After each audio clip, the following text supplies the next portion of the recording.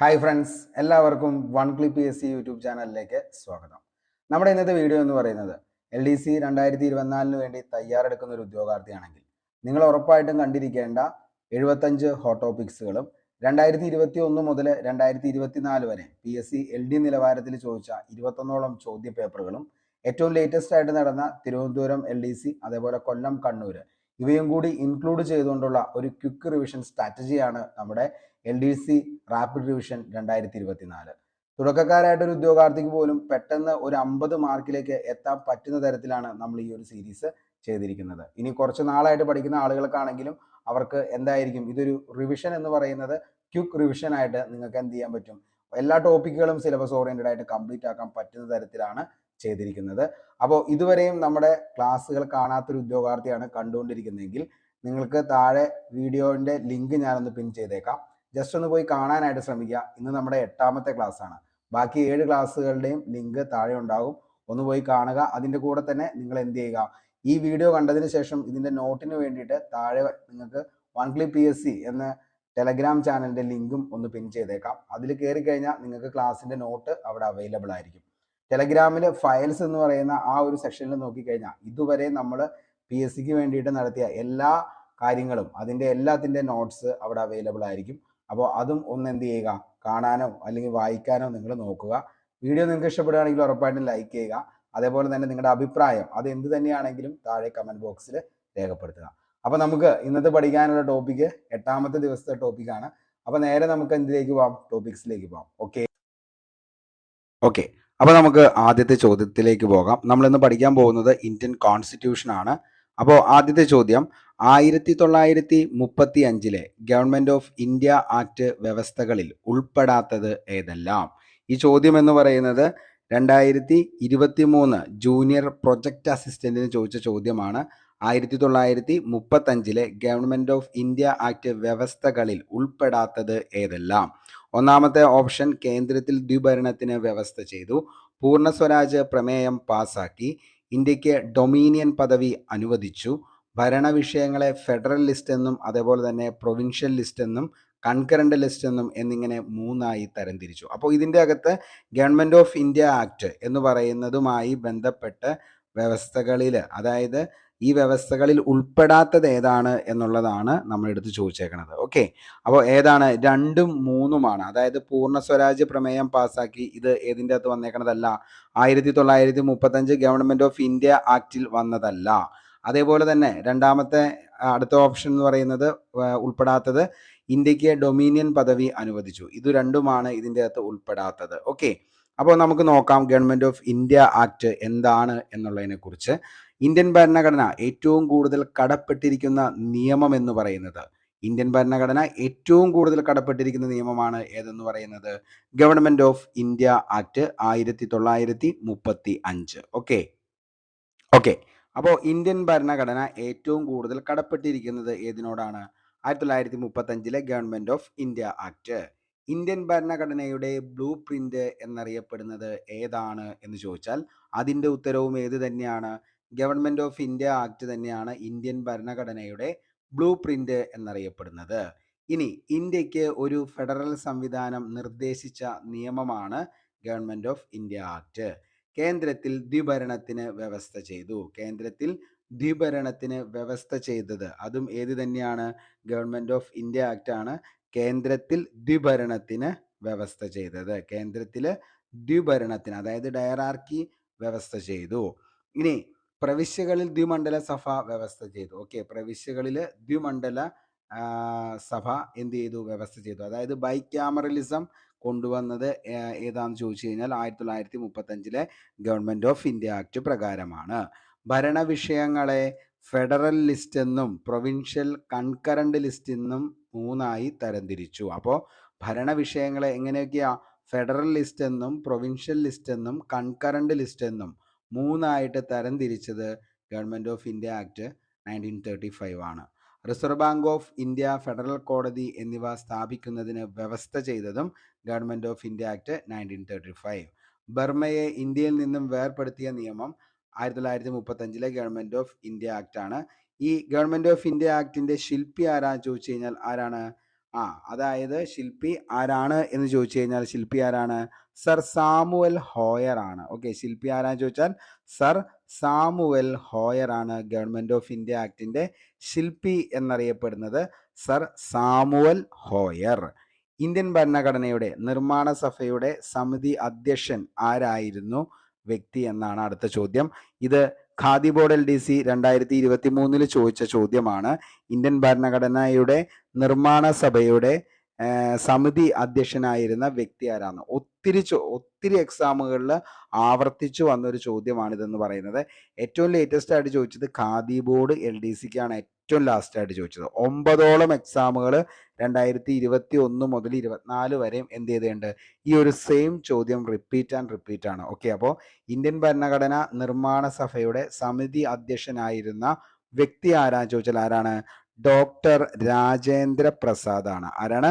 Doctor Rajendra Prasad.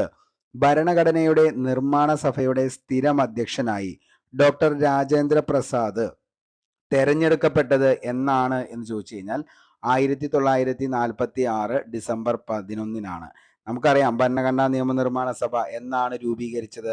ആദ്യ സമ്മേളനം കൂടിയത് എന്നാണ്? ആദ്യ സമ്മേളനത്തിലെ അധ്യക്ഷ ആരായിരുന്നു? അതേപോലെ തന്നെ എത്ര ആളുകളാണ് അതിൽ പങ്കെടുത്തത്? അതേപോലെ ആദ്യ സമ്മേളനത്തിന്റെ സ്ഥിരാധ്യക്ഷനായിട്ട് വന്നത് ആരാണ്? എന്നാണ് അത് നടന്നത്? അതൊക്കെ വളരെ വ്യക്തമായി നമ്മൾ എന്ത് ചെയ്താണ്? പഠിച്ചു പോയതാണ്. ഓക്കെ, ഇനി ഭരണഘടനാ നിർമ്മാണ സഭയുടെ ഉപാധ്യക്ഷൻ ആരായിരുന്നു എന്ന് ചോദിച്ചു കഴിഞ്ഞാൽ ആരാണ്? HC മുഖർജിയും VT കൃഷ്ണമാചാരിയുമാണ് ഭരണഘടനാ നിർമ്മാണ സഭയുടെ ഉപാധ്യക്ഷൻ എന്ന് പറയുന്നത്. HC Mukherjee, VT Krishnamachari. ഭരണഘടനാ നിർമ്മാണ സഭയുടെ സെക്രട്ടറി ആരാന്ന് ചോദിച്ചാൽ HVR അയ്യങ്കാർ ആണ്. HVR അയ്യങ്കാർ ആണ് ഭരണഘടനാ നിർമ്മാണ സഭയുടെ സെക്രട്ടറി എന്ന് പറയുന്നത്. HVR അയ്യങ്കാർ. ഇനി ഭരണഘടനാ നിർമ്മാണ സഭയിലെ ഭരണഘടനാ ചീഫ് ഡ്രാഫ്റ്റ്മാൻ ആരായിരുന്നു ചോദിച്ചാൽ അതാരാണ്?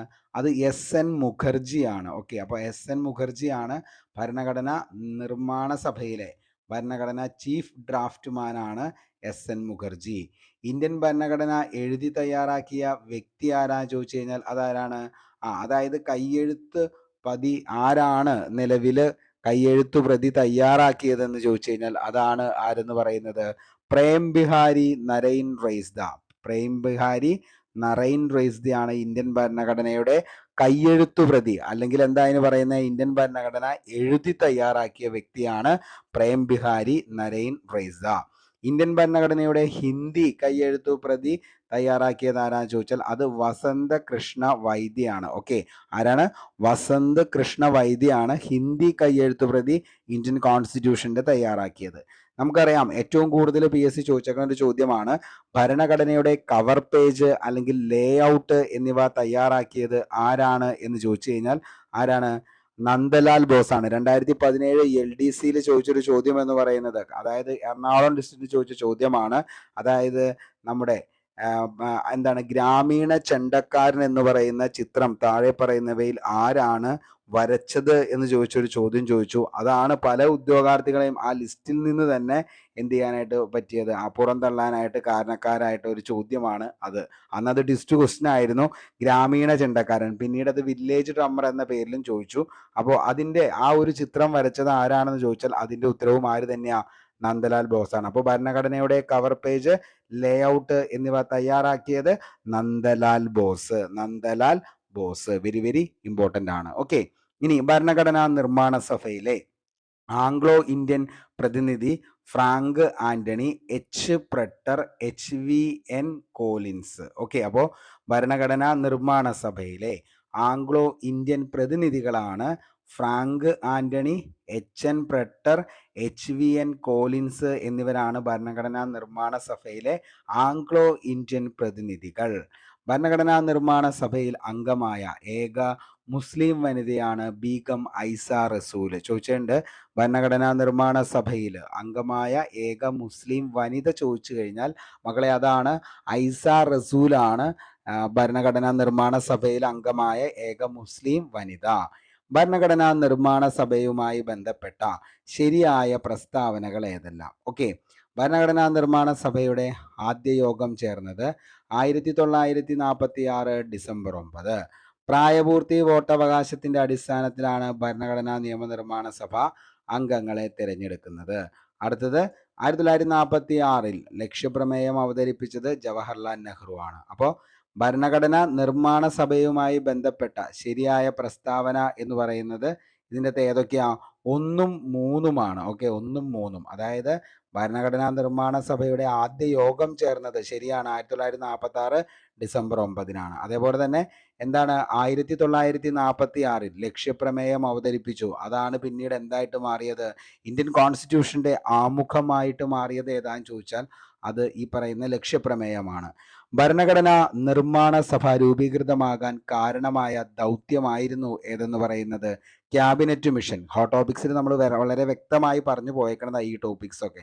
ഓക്കെ, അപ്പോൾ ഭരണഘടനാ നിർമ്മാണ സഭ രൂപീകൃതമാകാൻ കാരണമായ ദൗത്യം ക്യാബിനറ്റ് മിഷൻ.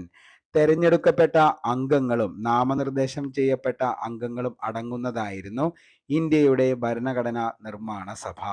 ജവഹർലാൽ നെഹ്റു ഭരണഘടനാ നിർമ്മാണ സഭയിൽ അവതരിപ്പിച്ച ലക്ഷ്യപ്രമേയമാണ് പിന്നീട് എന്തായിട്ട് മാറിയത്? നമ്മളിപ്പോൾ പറഞ്ഞു എന്തായിട്ട്?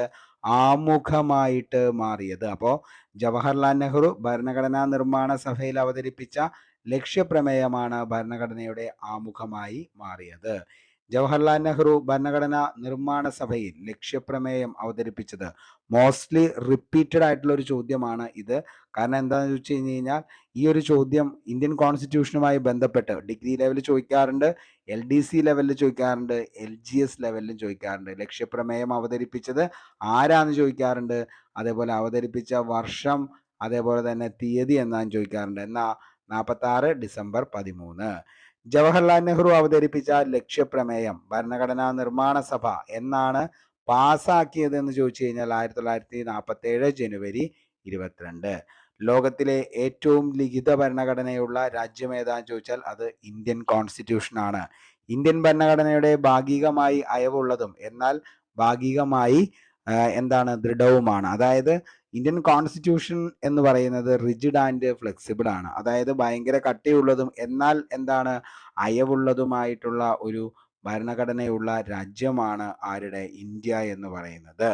ലോകത്തിലെ ഏറ്റവും ചെറുതും പഴക്കമുള്ളതുമായിട്ടുള്ള ലിഖിത ഭരണഘടനയുള്ള രാജ്യം ഏതാന്ന് ചോദിച്ചാൽ അത് അമേരിക്കൻ ഭരണഘടനയാണ്. ഓക്കെ, അപ്പോൾ ഏറ്റവും ചെറുതും അതേപോലെ തന്നെ ഏറ്റവും പഴക്കം ചെന്നതുമായിട്ടുള്ള ലിഖിത ഭരണഘടന ഉള്ളത് ഏത് രാജ്യത്തിനാന്ന് ചോദിച്ചാൽ ഏതാ? അമേരിക്കൻ ഭരണഘടനയ്ക്കാണ്. ലിഖിത ഭരണഘടന നിലവിലുള്ള മറ്റു രാജ്യങ്ങൾ ഏതൊക്കെയാന്ന് ചോദിച്ചാൽ ഓസ്ട്രേലിയ, ബ്രസീൽ, ദക്ഷിണാഫ്രിക്ക. അപ്പോൾ ഓസ്ട്രേലിയ, ബ്രസീൽ, ദക്ഷിണാഫ്രിക്കയാണ് മറ്റ് ലിഖിത ഭരണഘടനയുള്ള രാജ്യങ്ങൾ. അലിഖിത ഭരണഘടനയുള്ള പ്രധാന രാജ്യങ്ങളാണ് ബ്രിട്ടനും ഇസ്രായേലും ന്യൂസിലാൻഡും. അപ്പോൾ ഇത്രയും കാര്യങ്ങൾ വ്യക്തമായി എന്ന് കരുതുന്നു. ഓക്കെ, നമുക്ക് അടുത്ത ചോദ്യത്തിലേക്ക് പോവാം.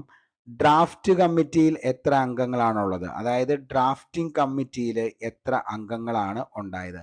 എത്ര അംഗങ്ങളാണ് ഡ്രാഫ്റ്റിംഗ് കമ്മിറ്റിയിൽ ഉണ്ടായത്? 7 അംഗങ്ങളാണ് ഉണ്ടായത്. ഓക്കെ, കമ്മിറ്റി നിയമിക്കപ്പെട്ട വർഷം എന്നാ ചോദിച്ചാൽ മോസ്റ്റ്ലി റിപ്പീറ്റഡ് ആണ് ഈ ഒരു ചോദ്യം എന്ന് പറയുന്നത്. കമ്മിറ്റി നിയമിക്കപ്പെട്ട വർഷം എന്നാ ചോദിച്ചാൽ 1947 ഓഗസ്റ്റ് 29-നാണ് കമ്മിറ്റി നിയമിക്കപ്പെട്ടത്.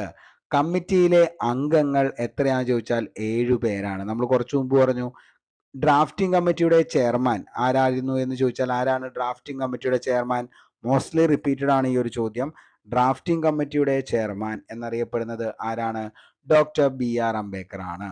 ഇന്ത്യൻ ഭരണഘടനയുടെ ഡ്രാഫ്റ്റ് തയ്യാറാക്കപ്പെട്ട വർഷം എന്നാ ചോദിച്ചാൽ 1948 ഫെബ്രുവരിയിലാണ് ഇന്ത്യൻ കോൺസ്റ്റിറ്റ്യൂഷന്റെ ആദ്യ ഡ്രാഫ്റ്റ്. ഡ്രാഫ്റ്റിംഗ് കമ്മിറ്റിയെ ഡ്രാഫ്റ്റിംഗ് കമ്മിറ്റി എന്ന് വിശേഷിപ്പിച്ചത് ആരാന്ന് ചോദിച്ചു കഴിഞ്ഞാൽ ആരാണ്? നസ്രുദ്ദീൻ അഹമ്മദ് ആണ്. ഓക്കെ, അപ്പോൾ ഡ്രാഫ്റ്റിംഗ് കമ്മിറ്റി എന്ന് പറയുന്ന നമുക്കറിയാം 7 പേരാണ് ഡ്രാഫ്റ്റിംഗ് കമ്മിറ്റിയിലുള്ളത്. അങ്ങനെയുള്ള ഈ ഒരു ഡ്രാഫ്റ്റിംഗ് കമ്മിറ്റിയിൽ 7 പേരുണ്ട്. അതിൻ്റെ അകത്തെ ആരായിരുന്നു അതിൻ്റെ ഡ്രാഫ്റ്റിംഗ് കമ്മിറ്റിയുടെ ചെയർമാൻ എന്നറിയപ്പെടുന്നത് ആരാണ്? ഡോക്ടർ BR അംബേദ്കർ ആണ്. നമ്മൾ പറഞ്ഞു ഡോക്ടർ BR അംബേദ്കർ ആണ് ഇതിൻ്റെ ചെയർമാൻ എന്ന് പറയുന്നത്. 7 അംഗങ്ങളാണ് ഇതിൻ്റെ അകത്ത് ഉണ്ടായിരുന്നത്. അപ്പോൾ ഇത്രയും കാര്യങ്ങൾ നമ്മൾ പറഞ്ഞു ഡ്രാഫ്റ്റിംഗ് കമ്മിറ്റിയുമായി ബന്ധപ്പെട്ട്. ഓക്കെ, ഇനി ഡ്രാഫ്റ്റിംഗ് കമ്മിറ്റിയെ ഡ്രിഫ്റ്റിംഗ് കമ്മിറ്റി എന്ന് വിശേഷിപ്പിച്ചതാണ് ആരെന്ന് പറയുന്നത്? നസ്രുദ്ദീൻ അഹമ്മദ്. ഡ്രാഫ്റ്റിംഗ് കമ്മിറ്റിയെ ഡ്രിഫ്റ്റിംഗ് കമ്മിറ്റി എന്ന് വിശേഷിപ്പിച്ചു ആരാ? നസ്രുദ്ദീൻ അഹമ്മദ്. ഇന്ത്യൻ ഭരണഘടനയുടെ ശില്പി എന്നറിയപ്പെടുന്നത് ആരാന്ന് ചോദിച്ചാൽ ഡോക്ടർ BR അംബേദ്കർ ആണ് ഇന്ത്യൻ ഭരണഘടനയുടെ ശില്പി. ആധുനിക മനു, ആധുനിക ബുദ്ധൻ എന്നീ പേരുകളിൽ അറിയപ്പെട്ടു. ആധുനിക മനു, ആധുനിക ബുദ്ധൻ എന്ന പേരുകളിൽ അറിയപ്പെട്ടു. അംബേദ്കർ ജനിച്ചത് മധ്യപ്രദേശിലെ മോവ് എന്ന് പറയുന്ന ഗ്രാമത്തിലാണ്. എന്നാണെന്ന് ചോദിച്ചു കഴിഞ്ഞാൽ 1891 ഏപ്രിൽ 14 ഡോക്ടർ BR അംബേദ്കർ മധ്യപ്രദേശിലെ മോവ് എന്ന് പറയുന്ന സ്ഥലത്ത് ജനിക്കുന്നത്. ഏപ്രിൽ 14 ദേശീയ ജലദിനമായിട്ടാണ് ആചരിക്കുന്നത്. ഓക്കെ, അപ്പോൾ ദേശീയ ജലദിനം എന്നാന്ന് ചോദിച്ചു കഴിഞ്ഞാൽ അതെന്നാണ്? ഏപ്രിൽ 14. ഓക്കെ, ഇനി അദ്ദേഹം രൂപം നൽകിയ പ്രസ്ഥാനമായിരുന്നു എന്തെന്ന് പറയുന്നത്? മഹർ പ്രസ്ഥാനം. അപ്പോൾ മഹർ പ്രസ്ഥാനത്തിന് രൂപം നൽകിയ ആളാരാണ് താഴെ പറയുന്നവയിൽ എന്ന് ചോദിച്ചു കഴിഞ്ഞാൽ ഡോക്ടർ BR അംബേദ്കർ ആണ്. അദ്ദേഹത്തിന്റെ മറ്റു വിശേഷണങ്ങളാണ് എന്തെന്നൊക്കെ പറയുന്നത്, അതായത് ഡ്രാഫ്റ്റിംഗ് കമ്മിറ്റിയുടെ ചെയർമാൻ എന്നറിയപ്പെടുന്നു. ആധുനിക മനു, ആധുനിക ബുദ്ധൻ എന്ന പേരിൽ അറിയപ്പെട്ടു. അതേപോലെ തന്നെ എന്താണ്? നമ്മുടെ ഇന്ത്യൻ ഭരണഘടനയുടെ ഡ്രാഫ്റ്റിംഗ് കമ്മിറ്റിയുടെ ചെയർമാൻ ആയിരുന്നു. ആധുനിക മനു, ആധുനിക ബുദ്ധൻ എന്ന പേരിൽ അറിയപ്പെട്ടു. ജനിച്ചത് മധ്യപ്രദേശിലെ മോവിലാണ്. ഇന്ത്യൻ ഭരണഘടനയുടെ ശില്പി എന്നറിയപ്പെടുന്നതും ആര് തന്നെയാ? ഡോക്ടർ BR അംബേദ്കർ ആണ്. അപ്പൊ അത്രയും കാര്യമെങ്കിലും എന്ത് ചെയ്യുക, ഒന്ന് ഓർത്തു വെക്കാനായിട്ട് ശ്രമിക്കുക. അദ്ദേഹം മരിച്ചത് എവിടെയാണെന്ന് ചോദിച്ചു കഴിഞ്ഞാൽ 1956 ഡിസംബർ 6 അദ്ദേഹം അന്തരിക്കുന്നത്. ഡിസംബർ 6 അന്നു മുതൽ എന്ത് ദിവസമായിട്ടാണ് ആചരിക്കാനായിട്ട് തുടങ്ങിയത്? അത് മഹാപരിനിർവാൺ ദിവസമായി ആചരിക്കുന്നത് എന്താണെന്ന് ചോദിച്ചു കഴിഞ്ഞാൽ അത് ഡോക്ടർ BR അംബേദ്കറിനെ മരിച്ചതിനോട് ആദര സൂചകമായിട്ടാണ് ഡിസംബർ 6 മഹാപരിനിർവാൺ ദിവസമായി ആചരിക്കുന്നത്. ഓക്കെ, അടുത്തത് നമുക്ക് അടുത്ത ചോദ്യത്തിലേക്ക് പോവാം. ഇന്ത്യൻ ഭരണഘടന നിർമ്മാണ സഭയുടെ താൽക്കാലിക അധ്യക്ഷൻ ആരായിരുന്നു? ഇന്ത്യൻ ഭരണഘടന നിർമ്മാണ സഭയുടെ, അതായത് കോൺസ്റ്റിറ്റ്യൂവന്റ് അസംബ്ലിയുടെ താൽക്കാലിക അധ്യക്ഷൻ ആരായിരുന്നു? നമുക്കറിയാം, മോസ്റ്റ്ലി റിപ്പീറ്റഡ് ആയി ഈ ചോദ്യമൊക്കെ എന്ന് പറയുന്നത് ഏതാ? ഡോക്ടർ സച്ചിദാനന്ദ സിൻഹ. ഡോക്ടർ സച്ചിദാനന്ദ സിൻഹ ഭരണഘടന നിർമ്മാണ സഭയുടെ പ്രഥമ സമ്മേളനത്തിലെ അധ്യക്ഷനായിരുന്നു ഡോക്ടർ സച്ചിദാനന്ദ സിൻഹ. അതേപോലെ തന്നെ ഭരണഘടനാ നിർമ്മാണ സഭയുടെ താൽക്കാലിക അധ്യക്ഷൻ എന്നറിയപ്പെടുന്നതും ആര് തന്നെയാ? നമ്മുടെ സച്ചിദാനന്ദ സിൻഹയാണ്. എന്നാണ് താൽക്കാലിക അധ്യക്ഷനായിട്ട് അദ്ദേഹം നിയമിതനായതെന്ന് ചോദിച്ചാൽ 1946 ഡിസംബർ 9 ആര്? ഈ പറയുന്ന നമ്മുടെ ഡോക്ടർ സച്ചിദാനന്ദ സിൻഹ ഭരണഘടനാ നിർമ്മാണ സഭയുടെ താൽക്കാലിക അധ്യക്ഷനായത്. ബീഹാറിൽ നിന്ന് കോൺഗ്രസ് പാർട്ടി ടിക്കറ്റിലാണ് ആര് വന്നത്? ഈ പറയുന്ന സച്ചിദാനന്ദ സിൻഹ വന്നത് ബീഹാറിൽ നിന്ന് കോൺഗ്രസ് പാർട്ടി ടിക്കറ്റില് ഭരണഘടനാ അസംബ്ലിയിലേക്ക് തിരഞ്ഞെടുക്കപ്പെട്ടത്. 1936 മുതൽ 1944 വരെ അദ്ദേഹം യൂണിവേഴ്സിറ്റിയുടെ വൈസ് ചാൻസലർ ആയിരുന്നു. ഓക്കെ, അപ്പോൾ എന്നു മുതൽ അദ്ദേഹം യൂണിവേഴ്സിറ്റി വൈസ് ചാൻസലറായിട്ട് സേവനം അനുഷ്ഠിച്ചത് എന്ന് ചോദിച്ചു കഴിഞ്ഞാൽ എന്ന് മുതലാണ്? 1936 മുതൽ 1944 വരെയും പാട്ന യൂണിവേഴ്സിറ്റിയുടെ വൈസ് ചാൻസലർ ആയിരുന്നു ആരെന്ന് പറയുന്നത്? നമ്മുടെ സച്ചിദാനന്ദ സിൻഹ. 1910 മുതൽ 1930 വരെ സിൻഹ ഇമ്പീരിയൽ ലെജിസ്ലേറ്റീവ് കൗൺസിൽ അംഗമായി. ഓക്കെ, അപ്പോൾ ഇമ്പീരിയൽ ലെജിസ്ലേറ്റീവ് കൗൺസിലിൽ അംഗമായി. ഓക്കെ, അപ്പോൾ 1936 മുതൽ 44 വരെയും പാട്ന യൂണിവേഴ്സിറ്റിയുടെ വൈസ് ചാൻസലർ ആയിരുന്നു. 1910 മുതൽ 30 വരെ ഡോക്ടർ സച്ചിദാനന്ദ സിൻഹ ഇമ്പീരിയൽ ലെജിസ്ലേറ്റീവ് കൗൺസിലിൽ അംഗമായി. അദ്ദേഹത്തിന്റെ ബുക്ക് ഏതാന്ന് വേണമെങ്കിൽ ചോദിക്കാം, വെരി വെരി ഇമ്പോർട്ടൻ്റ് ആണ്.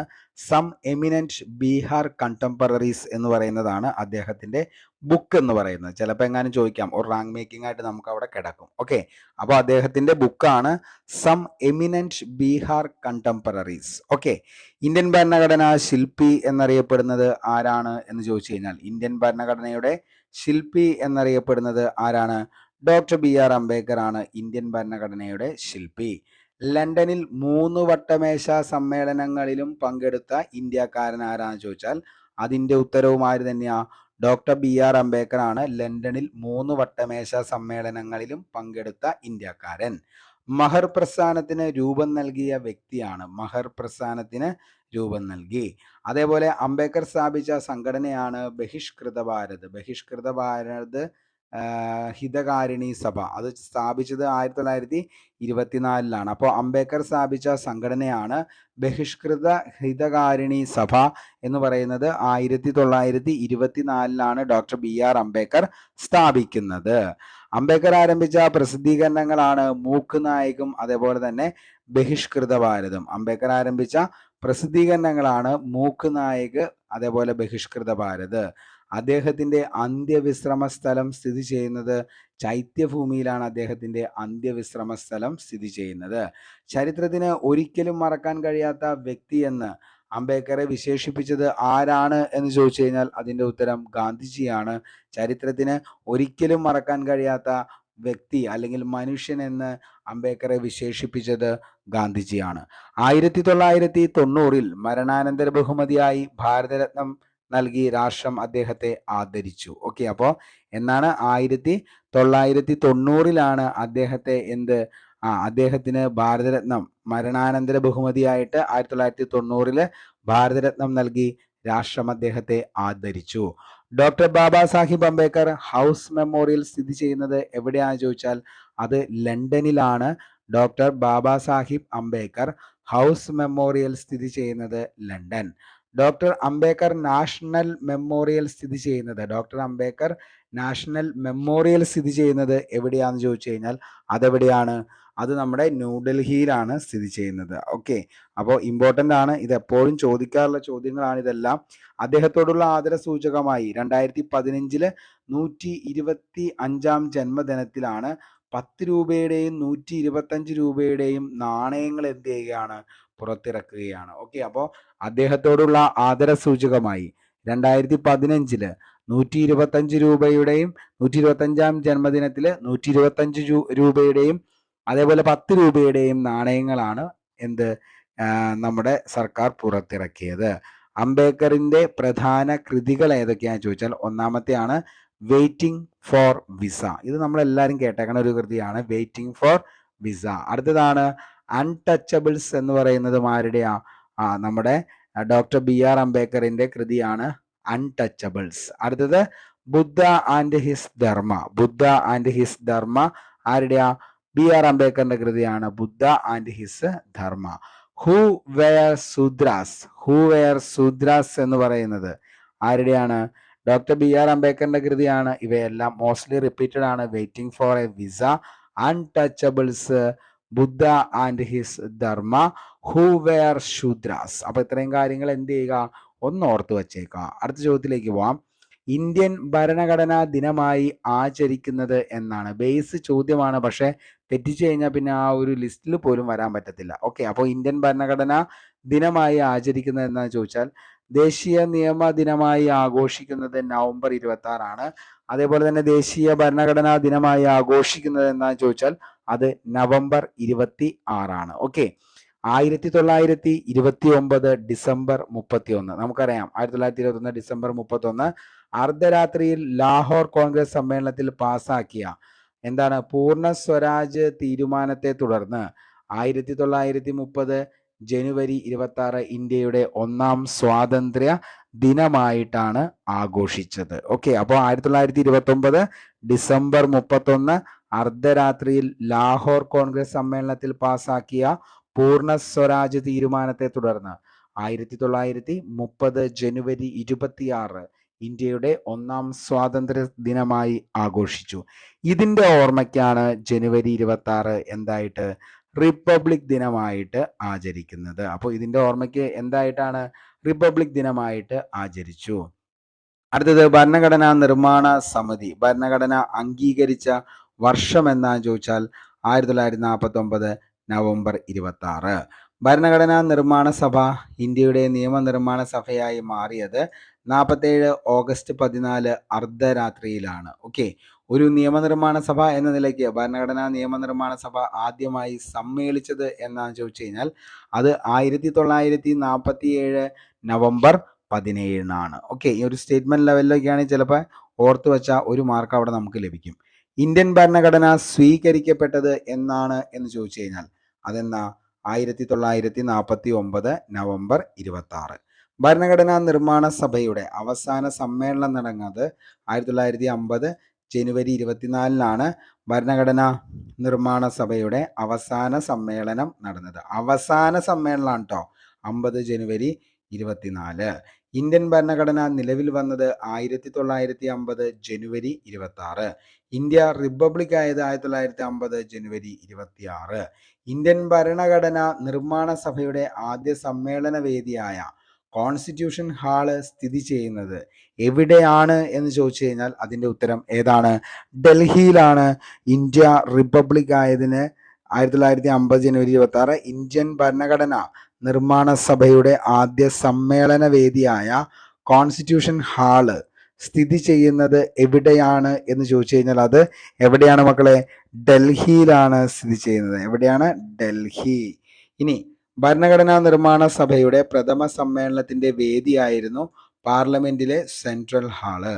ഭരണഘടന തയ്യാറാക്കാനെടുത്ത സമയം എത്ര നാളാണെന്നുള്ളത് PSC ഒരു LGSോ LDCയോ അല്ലെങ്കിൽ ഡിഗ്രി ലെവൽ വരെയും കയറി ചോദിക്കേണ്ട ചോദ്യമാണ്. ഓക്കെ, PSCയുടെ ഉത്തരസൂചിക പ്രകാരം നമ്മൾ പറയുകയാണെങ്കിൽ ഇന്ത്യൻ ഭരണഘടനാ നിർമ്മാണത്തിന് ചെലവായ തുക എന്ന് പറയുന്നത് 64 ലക്ഷം. മൊത്തം 11 സെഷനുകളായിട്ടാണ് ഭരണഘടനാ നിർമ്മാണ സഭ സമ്മേളിച്ചത്. ഓക്കെ, ഇനി PSCയുടെ ഉത്തരസൂചിക പ്രകാരം നമ്മൾ അങ്ങനെ പറഞ്ഞു. ഇനി നിലവിൽ എന്താണ് ഇന്ത്യൻ കോൺസ്റ്റിറ്റ്യൂഷൻ എഴുതി തയ്യാറാക്കാൻ എടുത്ത സമയം എത്രയാണ് എന്ന് ചോദിച്ചു കഴിഞ്ഞാൽ അതിൻ്റെ ഉത്തരം എത്ര വർഷം, എത്ര മാസം, അതേപോലെ തന്നെ എത്ര ദിവസം. അത് PSC ഇടയ്ക്കിടയ്ക്ക് ഇങ്ങനെ എന്താണ് ഈ ഒരു ഭാഗത്തു നിന്നും ചോദ്യങ്ങൾ ചോദിക്കാറുണ്ട്. അപ്പം ഇന്ത്യൻ കോൺസ്റ്റിറ്റ്യൂഷൻ എന്നുള്ളത് നമുക്കറിയാം. അത് എന്താണ്? ഇന്ത്യൻ കോൺസ്റ്റിറ്റ്യൂഷൻ എഴുതി തയ്യാറാക്കാൻ എടുത്ത സമയം എത്രയാണ് എന്ന് ചോദിച്ചു കഴിഞ്ഞാൽ അതിൻ്റെ ഉത്തരം എത്രയാണ്? 2 വർഷം 11 മാസം 17 ദിവസമാണ്. ഇനിയിപ്പോൾ PSCയുടെ ഉത്തരസൂചികയാണ് 17 ദിവസം, 18 ദിവസമാണ് ശരിക്കും വരുന്നത്. പക്ഷെ PSC ഇപ്പോഴും എന്താണ് 2 വർഷം 11 മാസം 17 ദിവസം എന്നുള്ള ലെവലിൽ തന്നെയാണ് നിലവിൽ പറയുന്നത്. ഓക്കെ, ഇനി നമുക്ക് അടുത്ത പോയിന്റിലേക്ക് പോവാം. PSCയുടെ സൂചിക പ്രകാരമാണ് 17 ദിവസം എന്ന് കൊടുക്കുന്നത്. 11 വർഷം 11 മാസം 18 ദിവസമാണ് ശരിക്കും വരുന്നത്. ഓക്കെ, അപ്പോൾ അതായത് 2 വർഷം 11 മാസം 18 ദിവസമാണ്. പക്ഷെ PSC പറയുന്നത് എന്താണ്? 17 ദിവസം എന്നാണ്. ഇന്ത്യൻ ഭരണഘടന നിർമ്മാണത്തിന് ചെലവായ തുക നമ്മളിപ്പോൾ പറഞ്ഞു എത്ര ലക്ഷം രൂപയാ? 64 ലക്ഷം രൂപയാണ് ഇന്ത്യൻ കോൺസ്റ്റിറ്റ്യൂഷൻ തയ്യാറാക്കാൻ വേണ്ടി എടുത്ത പൈസ എന്ന് പറയുന്നത്. മൊത്തം എത്ര സെഷനുകളിലായിട്ടാണ് തിരിച്ചത്? മൊത്തം 11 സെഷനുകളായി ഭരണഘടനാ നിർമ്മാണ സഭ സമ്മേളിച്ച ആകെ ദിവസങ്ങളുടെ എണ്ണം 165. ഭരണഘടന നിലവിൽ വന്ന സമയത്ത് ഉണ്ടായിരുന്നത് എത്ര അനുച്ഛേദമാണെന്ന് ചോദിച്ചാൽ 395 അനുച്ഛേദം, അതേപോലെ തന്നെ 8 പട്ടിക, 22 ഭാഗം എന്ന് പറയുന്നത്. ഓക്കെ, അപ്പോൾ വെരി വെരി ഇമ്പോർട്ടൻ്റ് ആണ്. ഇന്ത്യൻ കോൺസ്റ്റിറ്റ്യൂഷൻ നിലവിൽ വരുന്ന സമയത്ത് എത്ര ആർട്ടിക്കിൾ അതർവൈസ് നോൺ എസ് എന്ത് അനുച്ഛേദം, വകുപ്പ് എന്നൊക്കെ അറിയപ്പെടുന്നത് ആർട്ടിക്കിൾ തന്നെയാണ്. അപ്പോൾ എത്ര ആർട്ടിക്കിളാ? 395 ആർട്ടിക്കിള്. അതേപോലെ തന്നെ എത്ര പട്ടികകളാ? പട്ടിക എന്ന് പറയുന്നത് ഷെഡ്യൂളാണ്. ഷെഡ്യൂൾ 8 ഷെഡ്യൂളാണ് അന്നുണ്ടായിരുന്നത്. 8 ഷെഡ്യൂൾ. ഇന്നത് ഏകദേശം 12ഓളം ഷെഡ്യൂളിലേക്ക് ഇന്ന് എത്തിയിട്ടുണ്ട്. അനുച്ഛേദമാണെങ്കിൽ 395-ൽ നിന്നും 470-ലേക്ക് അനുച്ഛേദം എത്തിയിട്ടുണ്ട്. ഇനി 22 ഭാഗങ്ങൾ എന്ന് പറയുന്നത് ഇന്ന് ഏകദേശം 25ഓളം ഭാഗങ്ങളാണ് നിലവിൽ ഇന്ത്യൻ കോൺസ്റ്റിറ്റ്യൂഷന് ഉള്ളത്. അപ്പോൾ എക്സാമിന് പോകുന്ന മുന്നേ ഒന്നുകൂടി എന്ത് ചെയ്യുക, നോക്കിയിട്ട് പോകണം. ഈ ഒരു ടോപ്പിക് എന്ന് പറയുന്നത് അത്രത്തോളം ഇമ്പോർട്ടൻ്റ് ആണ്. ഇന്ത്യൻ ഭരണഘടനാ നിർമ്മാണ സഭയിൽ അംഗമായിരുന്ന മലയാളി വനിത ആരാ? ദാക്ഷായണി വേലായുധൻ. ഓക്കെ, ദാക്ഷായണി വേലായുധൻ. ഭരണഘടനാ നിർമ്മാണ സഭയിൽ അംഗമായിരുന്ന മലയാളി വനിതകളുടെ എണ്ണം എത്രയാണെന്ന് ചോദിച്ചാൽ 17 എണ്ണമാണ്. ഇന്ത്യയിൽ പ്രീ ഡിഗ്രി പാസ്സായ ആദ്യ വനിതയായിരുന്നു പറയുന്നത് ദാക്ഷായണി വേലായുധൻ. ഭരണഘടനാ നിർമ്മാണ സഭയിൽ അംഗമായ ഏക ദളിത് വനിതയാണ് ദാക്ഷായണി വേലായുധൻ എന്ന് പറയുന്നത്. ഇന്ത്യൻ ഭരണഘടന കടം വാങ്ങിയ കാര്യങ്ങൾ എത്രയും പെട്ടെന്ന് നമുക്ക് പഠിക്കണം. അത് ഒത്തിരി തവണ PSC എന്ത് ചെയ്യാറുണ്ട്? ചോദിക്കാറുണ്ട്. അപ്പോൾ ഇന്ത്യൻ ഭരണഘടന കടം വാങ്ങിയവ എന്തൊക്കെയാണ്? ബ്രിട്ടീഷ് ഭരണഘടനയിൽ നിന്നും ഇന്ത്യൻ ഭരണഘടന കടം കൊണ്ടിട്ടുള്ള ആശയങ്ങളിൽ ശരിയായത് ഏതാണ്? നോക്കിയേ, പാർലമെന്ററി സമ്പ്രദായം, നിയമവാഴ്ച, മൗലിക അവകാശങ്ങൾ. നമുക്ക് ഏറെ പ്രശ്നമില്ലാത്ത ലെവലിൽ തന്നെ ഇതിൻ്റെ ഉത്തരത്തിലേക്ക് എത്താൻ പറ്റും. കാരണം പാർലമെന്ററി സമ്പ്രദായവും അതേപോലെ തന്നെ എന്താണ് ആ ആശയങ്ങളിൽ ചേരാത്തത്. അടുത്ത ഏതാണ്? മൗലിക അവകാശങ്ങൾ. ഓക്കെ, ഇതിൻ്റെ അകത്ത് നമ്മൾ മൗലിക അവകാശങ്ങളെങ്കിലും ഒന്ന് ഓർത്തിരുന്നാൽ മതി. കാരണം മൗലിക അവകാശങ്ങൾ, ഫണ്ടമെന്റൽ റൈറ്റ് ആരുമായി, ഏത് രാജ്യത്ത് നിന്നും നമ്മൾ കടം കൊണ്ടതാ? അത് നമ്മൾ അമേരിക്കയിൽ നിന്നും കടം കൊണ്ട ആശയമാണ് മൗലിക അവകാശം അല്ലെങ്കിൽ ഫണ്ടമെന്റൽ റൈറ്റ്സ് എന്ന് പറയുന്നത്. ഓക്കെ, അടുത്തത് ഇന്ത്യൻ ഭരണഘടനയിൽ എന്താണ്? ഇന്ത്യൻ ഭരണഘടനയിൽ ഓക്കെ, അടുത്തത് ഇന്ത്യൻ ഭരണഘടനയിൽ റിട്ടുകൾ എന്ന ആശയം ഏതു രാജ്യത്തു നിന്നുമാണ് നമ്മൾ കടമെടുത്തത്? റിട്ട് എന്ന് പറയുന്നത് ഏത് രാജ്യത്ത് നിന്നാണ് നമ്മൾ കടമെടുത്തത്? ബ്രിട്ടൻ. ഓക്കെ, ഇന്ത്യൻ ഭരണഘടനയിലെ മൗലിക കടമകൾ ഏത് രാജ്യത്ത് നിന്നുമാണ് നമ്മൾ കടമെടുത്തതെന്ന് ചോദിച്ചു കഴിഞ്ഞാൽ സോവിയറ്റ് യൂണിയനിൽ നിന്നാണ് മൗലിക കടമകൾ. റഷ്യ. ഓക്കെ, അപ്പോൾ സോവിയറ്റ് യൂണിയനിൽ നിന്നാണ് എന്ത്? മൗലിക കടമകൾ എന്ന് പറയുന്ന ആശയം ഇന്ത്യ കടം കൊണ്ടിരിക്കുന്നത്. ഓക്കെ, ഇനി നമുക്കറിയാം ഭരണഘടനയുടെ ഏത് ഭാഗത്താണ് മൗലിക കടമകളെ കുറിച്ച് പറയുന്നത് എന്ന് ചോദിച്ചു കഴിഞ്ഞാൽ ഭരണഘടനയുടെ ഏത് ഭാഗത്താ? ഭാഗം 4A മൗലിക കടമകളെ കുറിച്ച് പ്രതിപാദിക്കുന്നത്. മൗലിക കടമകളെ കുറിച്ച് പ്രതിപാദിക്കുന്ന ഭരണഘടനാ വകുപ്പ് ഏതാന്ന് ചോദിച്ചാൽ അത് 51A ആണ് ഭരണഘടനാ വകുപ്പ് എന്ന് പറയുന്നത്. മൗലിക കടമകളെ അല്ലെങ്കിൽ ഫണ്ടമെന്റൽ ഡ്യൂട്ടീസിനെ കുറിച്ച് പറയുന്നത് 51A. റഷ്യയുടെ ഭരണഘടനയിൽ നിന്നാണ് മൗലിക കടമകൾ എന്ന് പറയുന്ന ആശയം ഇന്ത്യ കൂട്ടിച്ചേർത്തത്. രാഷ്ട്രത്തിന്റെ നിർദ്ദേശക തത്വങ്ങൾ ഏതു രാജ്യത്തിന്റെ ഭരണഘടനയെ സ്വാധീനത്താൽ നിന്നും രൂപം കൊണ്ടതാണ് എന്ന് ചോദിച്ചു കഴിഞ്ഞാൽ അത് ഇൻസ്പെക്ടിംഗ് അസിസ്റ്റന്റ് 2022 ചോദിച്ച ചോദ്യമാണ്. ഓക്കെ, രാഷ്ട്രത്തിന്റെ നിർദ്ദേശക തത്വങ്ങൾ, അതായത് മാർഗനിർദ്ദേശക തത്വങ്ങൾ എന്ന് പറയുന്ന ആശയമാണ് എവിടെ നിന്നാ? അയർലൻഡിൽ നിന്നാണ് ഭരണഘടന എന്ത് ചെയ്തത്? ഈ ഒരു ആശയം രൂപം കൊടുത്തത്. അത് നമ്മൾ ഒത്തിരി തവണ PSC ചോദിച്ചേക്കുന്ന ചോദ്യമാണ്.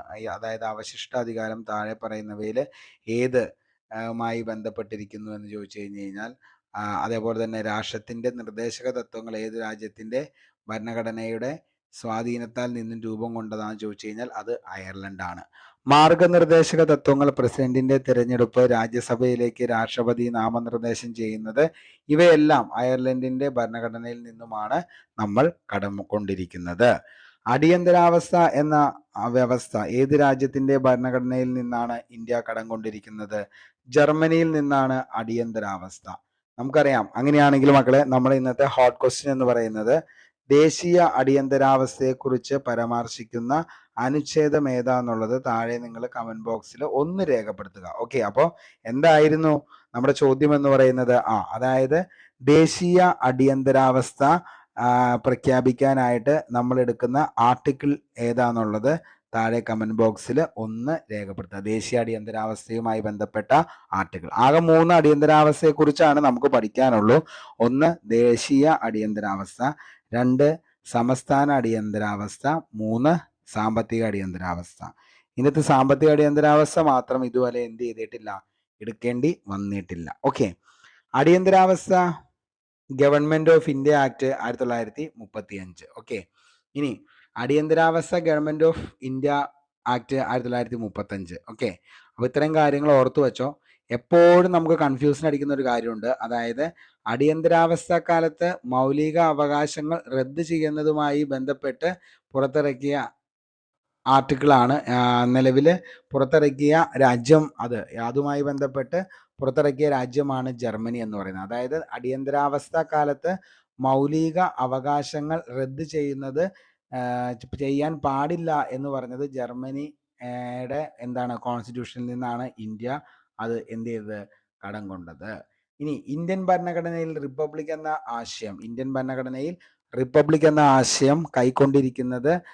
കടം കൊണ്ടിരിക്കുന്നത് ഏത് രാജ്യത്തിന്റെ ഭരണഘടനയിൽ നിന്നാണെന്ന് ചോദിച്ചു കഴിഞ്ഞാൽ ഫ്രഞ്ച് ഭരണഘടനയിൽ നിന്നാണ് ഇന്ത്യൻ ഭരണഘടനയിൽ റിപ്പബ്ലിക് എന്ന ആശയം കടം കൊണ്ടിരിക്കുന്നത്. ഏതാണ്? ഫ്രഞ്ച് ഭരണഘടനയിൽ നിന്ന്. ഇന്ത്യൻ ഭരണഘടനയിൽ സമത്വം എന്ന ആശയം ഏത് രാജ്യത്തിന്റെ ഭരണഘടനയിൽ നിന്നാണ് സ്വീകരിച്ചത്? സമത്വം, അത് ഫ്രാൻസിൽ നിന്നാണ് സമത്വം എന്ന ആശയം. അതേപോലെ തന്നെ ഏത് രാജ്യത്തിന്റെ ഭരണഘടനയിൽ നിന്നാണ് ഇന്ത്യൻ ഭരണഘടന റിപ്പബ്ലിക് എന്ന് ചോദിച്ചു കഴിഞ്ഞാൽ അത് ഫ്രഞ്ചാണ്. അപ്പോൾ ഇത്രയും കാര്യങ്ങളാണ് ആ ഒരു പാർട്ടുമായി ബന്ധപ്പെട്ട് നമുക്ക് ഏറ്റവും ഇമ്പോർട്ടൻ്റ് ആയിട്ട് എക്സാം പോയിന്റ് ഓഫ് വ്യൂവിൽ പഠിക്കാനുള്ളത്. നമുക്ക് അടുത്തതിലേക്ക് നോക്കാം. ആമുഖം. താഴെ തന്നിരിക്കുന്നവയിൽ ഇന്ത്യൻ ഭരണഘടനയുടെ ആമുഖത്തിൽ പരാമർശമില്ലാത്ത ആശയം ഏതാണ്? താഴെ തന്നിരിക്കുന്നവയിൽ ഇന്ത്യൻ ഭരണഘടനയുടെ ആമുഖത്തിൽ പരാമർശമില്ലാത്ത ആശയം ഏതാന്ന് ചോദിച്ചാൽ അത് ഏതാണ്? വോട്ടവകാശമാണ്. ഇനി ഇന്ത്യൻ ഭരണഘടനയുടെ അടിസ്ഥാന ആദർശങ്ങളും മൂല്യങ്ങളും പ്രതിഫലിക്കുന്നത് എവിടെയാണെന്ന് ചോദിച്ചു കഴിഞ്ഞാൽ അത് ആമുഖത്തിലാണ്. ഇന്ത്യയിലെ പരമാധികാരം ജനങ്ങൾ കാണുന്നത് പ്രസ്താവിക്കുന്നത് ആമുഖത്തിലാണ്. രാജ്യം നേടിയെടുക്കേണ്ട ലക്ഷ്യങ്ങളെയാണ് ഇന്ത്യൻ ഭരണഘടനയുടെ ആമുഖം പ്രതിനിധാനം ചെയ്യുന്നത്. ഭരണഘടനാ നിർമ്മാതാക്കളുടെ മനസ്സിലേക്കുള്ള താക്കോൽ എന്ന് കണക്കാക്കപ്പെടുന്നത് ഏതാണെന്ന് ചോദിച്ചു കഴിഞ്ഞാൽ ഏതാണ്? ഈ പറയുന്ന ആമുഖമാണ്. അപ്പോൾ ഇന്ത്യൻ ഭരണഘടനയുടെ നിർമ്മാതാക്കളുടെ മനസ്സിലേക്കുള്ള താക്കോലാണ് ഏതെന്ന് പറയുന്നത്? നമ്മുടെ ആമുഖം എന്ന് പറയുന്നത്. ഇന്ത്യൻ ഭരണഘടനയുടെ രത്നം എന്നറിയപ്പെടുന്നത് എന്താണെന്ന് ചോദിച്ചു കഴിഞ്ഞാൽ അത് ആമുഖമാണ്. ആമുഖം എന്ന ആശയം ഇന്ത്യ കടം കൊണ്ടിരിക്കുന്നത് ഏത് രാജ്യത്തിൽ നിന്നാ? അമേരിക്കയിൽ നിന്നാണ്. ആമുഖത്തിൽ ഉൾപ്പെടുത്തിയിട്ടുള്ള ലക്ഷ്യങ്ങളാണ് നീതി, സ്വാതന്ത്ര്യം, സമത്വം, സാഹോദര്യം. ഓക്കെ, അപ്പൊ ആമുഖത്തിൽ ഉൾപ്പെടുത്തിയിട്ടുള്ള ലക്ഷ്യങ്ങൾ ഏതൊക്കെയാന്ന് ചോദിച്ചു കഴിഞ്ഞാൽ ഏതൊക്കെയാ? അതാണ് നീതി, സ്വാതന്ത്ര്യം, സമത്വം, സാഹോദര്യം. ആമുഖത്തിൽ വിഭാവനം ചെയ്തിരിക്കുന്ന ലക്ഷ്യങ്ങൾ കൈവരിക്കാനുള്ള വ്യവസ്ഥകൾ, മൗലിക അവകാശങ്ങൾ, നിർദ്ദേശക തത്വങ്ങൾ, മൗലിക കർത്തവ്യങ്ങൾ, ഇവയാണ് ആമുഖത്തിൽ വിഭാവനം ചെയ്തിരിക്കുന്ന ലക്ഷ്യങ്ങൾ. അതായത് നമ്മൾ കൈവരിക്കേണ്ട വ്യവസ്ഥകളും അതേപോലെ തന്നെ എന്താണ് ലക്ഷ്യങ്ങൾ എന്തൊക്കെയാന്ന് പറയുന്നത്? മൗലിക അവകാശങ്ങൾ, നിർദ്ദേശക തത്വങ്ങൾ, മൗലിക കർത്തവ്യങ്ങൾ. ഇന്ത്യൻ ഭരണഘടനയുടെ ആമുഖം എത്ര തവണ ഭേദഗതി ചെയ്തിട്ടുണ്ട്? ഇന്ത്യൻ ഭരണഘടനയുടെ ആമുഖം ഒറ്റയ്ക്കൊരു പ്രാവശ്യം മാത്രമാണ് ഇന്ത്യൻ കോൺസ്റ്റിറ്റ്യൂഷന്റെ ആമുഖം ഭേദഗതി ചെയ്തിട്ടുള്ളൂ. ഇന്ത്യൻ ഭരണഘടനയുടെ ആമുഖത്തിൽ ഒരു പ്രാവശ്യം മാത്രം ഭേദഗതി ചെയ്തു. 1976 42 ഭരണഘടന ഭേദഗതി. ഭരണഘടന മിനി കോൺസ്റ്റിറ്റ്യൂഷൻ എന്നറിയപ്പെടുന്നത് ഭേദഗതി ഏതാന്ന് ചോദിച്ചാൽ അതും ഏത് തന്നെയാ? 42 എന്താണ് ഭരണഘടനാ ഭേദഗതിയാണ് ഭരണഘടന മിനി കോൺസ്റ്റിറ്റ്യൂഷൻ എന്ന പേരിൽ ഭരണഘടന അറിയപ്പെടുന്നത്. ഇന്ത്യൻ ഭരണഘടനയുടെ ആമുഖം എഴുതി തയ്യാറാക്കിയത് ആരാന്ന് ചോദിച്ചാൽ ഇന്ത്യൻ ഭരണഘടനയുടെ ആമുഖം എഴുതി തയ്യാറാക്കിയത് ആരാണ്? ജവഹർലാൽ നെഹ്റു. ഇനി ഭരണഘടനയുടെ നിർമ്മാണ സഭയിൽ ലക്ഷ്യപ്രമേയം അവതരിപ്പിച്ച ആരാന്ന് ചോദിച്ചാൽ അതും ആര് തന്നെയാണ് ലക്ഷ്യപ്രമേയം അവതരിപ്പിച്ചത്? അതും ജവഹർലാൽ നെഹ്റു. ജവഹർലാൽ നെഹ്റു എന്താണ് ഭരണഘടനാ നിർമ്മാണ സഭയിൽ ലക്ഷ്യപ്രമേയം അവതരിപ്പിച്ചത് എന്നാണ് എന്ന് ചോദിച്ചു കഴിഞ്ഞാൽ അത് 1946 ഡിസംബർ 13 ജവഹർലാൽ നെഹ്റു ഭരണഘടനാ നിർമ്മാണ സഭയിൽ ലക്ഷ്യപ്രമേയം അവതരിപ്പിച്ചത്. ജവഹർലാൽ നെഹ്റു അവതരിപ്പിച്ച ലക്ഷ്യപ്രമേയം ഭരണഘടനാ നിർമ്മാണ സഭ പാസ്സാക്കിയത് മോസ്റ്റ്ലി റിപ്പീറ്റഡ് ആണ്. 1947 ജനുവരി 22 ജവഹർലാൽ നെഹ്റു അവതരിപ്പിച്ച ലക്ഷ്യപ്രമേയം ഭരണഘടനാ നിർമ്മാണ സഭ പാസ്സാക്കിയത്. ഇനി ഭരണഘടനയ്ക്ക് ഒരു ആമുഖം വേണമെന്ന ആവശ്യം ആദ്യമായി മുന്നോട്ട് വച്ച വ്യക്തി ആരാന്ന് ചോദിച്ചാൽ അത് BN റാവു ആണ്. ഭരണഘടനയുടെ ആമുഖം അല്ലെങ്കിൽ ഡ്രാഫ്റ്റിംഗ് കമ്മിറ്റി അവതരിപ്പിച്ചതും ജവഹർലാൽ നെഹ്റു ആണ്. ഭരണഘടനയുടെ ആമുഖം ഡ്രാഫ്റ്റിംഗ് കമ്മിറ്റിയിൽ അവതരിപ്പിച്ചത് ജവഹർലാൽ നെഹ്റു. ആമുഖം ആരംഭിക്കുന്നത് എങ്ങനെയാണ് എന്ന് ചോദിച്ചു കഴിഞ്ഞാൽ നാം ഭാരതത്തിലെ ജനങ്ങൾ എന്ന പേരിലാണ്, we the people of India എന്ന പേരിൽ ആരംഭിക്കുന്നതാണ് എന്ത്? ആമുഖം. ദൈവനാമത്തിൽ എന്ന വരികളോടെ ആമുഖം ആരംഭിക്കണമെന്ന് പറഞ്ഞത് HV കമ്മത്താണ്. ആരാണ്? HV കമ്മത്ത്. ഇന്ത്യൻ ഭരണഘടനയുടെ ആമുഖത്തിൽ പ്രതിപാദിക്കുന്ന ഒരേ ഒരു തീയതി ഏതാന്ന് ചോദിച്ചാൽ 1949 നവംബർ 26 ഇന്ത്യൻ ഭരണഘടനയുടെ ആമുഖത്തിൽ പ്രതിപാദിക്കുന്ന ഒരേ ഒരു തീയതി. ആമുഖത്തിൽ സാഹോദര്യം എന്ന പദം നിർദ്ദേശിച്ചത് ആരാന്ന് ചോദിച്ചു കഴിഞ്ഞാൽ അത് BR അംബേദ്കർ ആണ്. ആമുഖത്തില് സാഹോദര്യം എന്ന പദം നിർദ്ദേശിച്ചത്. ആമുഖത്തെ വിശേഷിപ്പിച്ചവര് ആരൊക്കെയാന്ന് ചോദിച്ചാൽ ഇന്ത്യയുടെ രാഷ്ട്രീയ ജാതകം എന്ന് വിശേഷിപ്പിച്ചത് ആരാന്ന് ചോദിച്ചാൽ ഇന്ത്യയുടെ രാഷ്ട്രീയ ജാതകം എന്ന് വിശേഷിപ്പിച്ചത് KM മുൻഷി. ഭരണഘടനയുടെ താക്കോൽ തിരിച്ചറിയൽ കാർഡ് എന്ന് വിശേഷിപ്പിച്ചത് NA പാൽക്കിവാല. ഇനി ഭരണഘടനയുടെ കീനോട്ട് എന്ന് വിശേഷിപ്പിച്ചത് ആരാന്ന് ചോദിച്ചാൽ കീ ആരാണ്? ഏണസ്റ്റ് ബാർക്കർ ആണ് ഭരണഘടനയുടെ എന്താന്ന് പറഞ്ഞത്? അതായത് ഭരണഘടനയുടെ കീനോട്ട് എന്ന് പറഞ്ഞത് ഏണസ്റ്റ് ബാർക്കർ ആണ്. ഭരണഘടനയുടെ ആത്മാവ് എന്ന് പറഞ്ഞത് M ഹിദായത്തുള്ളയാണ് ഭരണഘടനയുടെ ആത്മാവ് എന്ന് പറഞ്ഞത്. ഭരണഘടനയുടെ ആത്മാവ് താക്കോല് എന്ന് പറഞ്ഞത് ആരാന്ന് ചോദിച്ചാൽ അത് ജവഹർലാൽ നെഹ്റു ആണ്. ഭരണഘടനയുടെ ഹൃദയവും ആത്മാവും എന്ന് പറഞ്ഞത് താക്കൂർദാസ് ഭാർഗവാണ്. അത് എന്താണ്? എന്ന് പറഞ്ഞത് ആമുഖത്തെക്കുറിച്ചാണ്. അപ്പോൾ ഇത്രയും കാര്യങ്ങളാണ് ആമുഖത്തെ വിശേഷിപ്പിച്ച പ്രമുഖരായിട്ടുള്ള വ്യക്തികൾ എന്ന് പറയുന്നത്. ഇന്ത്യയുടെ രാഷ്ട്രീയ ജാതകം KM മുൻഷി, ഭരണഘടനയുടെ തിരിച്ചറിയൽ കാർഡ് NA പാൽക്കിവാല, ഭരണഘടനയുടെ കീനോട്ട് ഏണസ്റ്റ് ബാർക്കർ, ഭരണഘടനയുടെ ആത്മാവ് M ഹിദായത്തുള്ള, ഭരണഘടനയുടെ ആത്മാവ് താക്കോല് ജവഹർലാൽ നെഹ്റു, ഭരണഘടനയുടെ ഹൃദയവും ആത്മാവും താക്കൂർദാസ് ഭാർഗവ്. ഓക്കെ, നമുക്കിനി പൗരത്വത്തെക്കുറിച്ച് പഠിക്കാം. ഭരണഘടനാ വ്യവസ്ഥകൾ പ്രകാരം ഇന്ത്യൻ പൗരത്വം ലഭിക്കുന്നതിന് അടിസ്ഥാനപരമല്ലാത്ത മാനദണ്ഡം ഏതാണ്? അതേപോലെ തന്നെ 1950 ജനുവരി 26 ശേഷം ഇന്ത്യൻ ഭൂപ്രദേശത്ത് ജനിച്ച വ്യക്തിയായിരിക്കണം. അതേപോലെ തന്നെ മാതാപിതാക്കളിൽ ഒരാൾ ഇന്ത്യൻ പൗരനായിരിക്കണം. 18 വയസ്സ് പൂർത്തിയായിരിക്കണം. 5 വർഷമോ അതിലധികമോ കാലാവധി ഇന്ത്യൻ ഭൂപ്രദേശത്ത് താമസിക്കുന്ന ആളായിരിക്കണം. ഇത്രയും കാര്യങ്ങളാണ് ഇതിൻ്റെ അകത്ത് പറയുന്നത്. എന്തായിരുന്നു നമ്മുടെ ചോദ്യം എന്ന് ചോദിച്ചു കഴിഞ്ഞാൽ എന്താണ്? അതായത് നിലവിൽ എന്താ നമ്മുടെ ചോദ്യം? അതായത് ഭരണഘടനാ വ്യവസ്ഥകൾ പ്രകാരം ഇന്ത്യൻ പൗരത്വം ലഭിക്കുന്നതിന് അടിസ്ഥാനമല്ലാത്ത മാനദണ്ഡം ഏതാണ്? അടിസ്ഥാനമല്ലാത്തതാണ് കേട്ടോ, ആണ് എന്നുള്ളതല്ല, അടിസ്ഥാനമല്ലാത്തത് ഏതാണ്? 18 വയസ്സ് പൂർത്തിയായിരിക്കണം എന്നുള്ളതാണ് അടിസ്ഥാനമല്ലാത്തത്. ബാക്കിയെല്ലാം എന്താണ്? ശരിയാണ്. അതായത് എന്താണ്? 1950 ജനുവരി 26 ശേഷം ഇന്ത്യൻ ഭൂപ്രദേശത്ത് ജനിച്ച വ്യക്തിയാണെങ്കിൽ കൊടുക്കും പൗരത്വം. മാതാപിതാക്കളിൽ ഒരാൾ ഇന്ത്യൻ പൗരനാണെങ്കിലും കൊടുക്കും. 5 വർഷമോ അതിലധികമോ കാലാവധി ഇന്ത്യൻ ഭൂപ്രദേശത്ത് താമസിക്കുന്ന ആളാണെങ്കിലും അയാൾക്ക് എന്ത് കൊടുക്കും?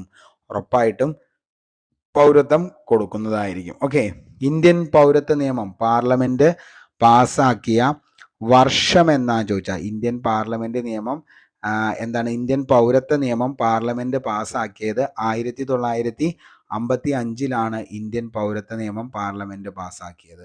ഒരു വ്യക്തിയുടെ ഇന്ത്യൻ പൗരത്വം റദ്ദ് ചെയ്യാനുള്ള അധികാരം നിക്ഷിപ്തമായിരിക്കുന്നത് ഇന്ത്യ ഗവൺമെന്റിലാണ്. ഓക്കെ, അപ്പോൾ ഒരു വ്യക്തിയുടെ ഇന്ത്യൻ പൗരത്വം റദ്ദ് ചെയ്യാനുള്ള അധികാരം നിക്ഷിപ്തമായിരിക്കുന്നത് ഇന്ത്യൻ ഗവൺമെന്റിൽ.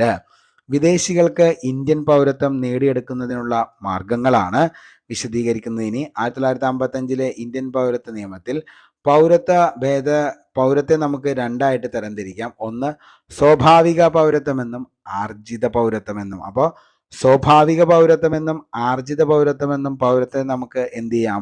രണ്ടായിട്ട് ഡിവൈഡ് ചെയ്യാം. ജന്മന ലഭിക്കുന്ന പൗരത്വമാണ് സ്വാഭാവിക പൗരത്വം എന്ന് പറയുന്നത്. അപ്പോൾ ജന്മന ലഭിക്കുന്നവയാണ് സ്വാഭാവിക പൗരത്വം. അതേപോലെ തന്നെ എന്താണ്?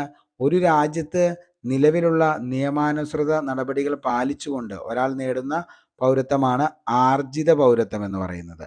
അടുത്തതാണ് ചിരകാല അധിവാസ മുഖേന 1951 ഇന്ത്യൻ പൗരത്വം നേടിയ വ്യക്തിയാണ് ആരെന്ന് പറയുന്നത്? Mother Teresa. അഗതികളുടെ അമ്മ എന്നറിയപ്പെടുന്ന വ്യക്തി ആരാന്ന് ചോദിച്ചാൽ അതാണ് ആരെന്ന് പറയുന്നത്? നമ്മുടെ മദർ തെരേസ. ചിരകാല അധിവാസ മുഖേന 1989 ഇന്ത്യൻ പൗരത്വം നേടിയ വ്യക്തിയാണ് ലാറി ബേക്കർ എന്ന് പറയുന്നത്. ഓക്കെ, അപ്പോൾ എന്താണ്?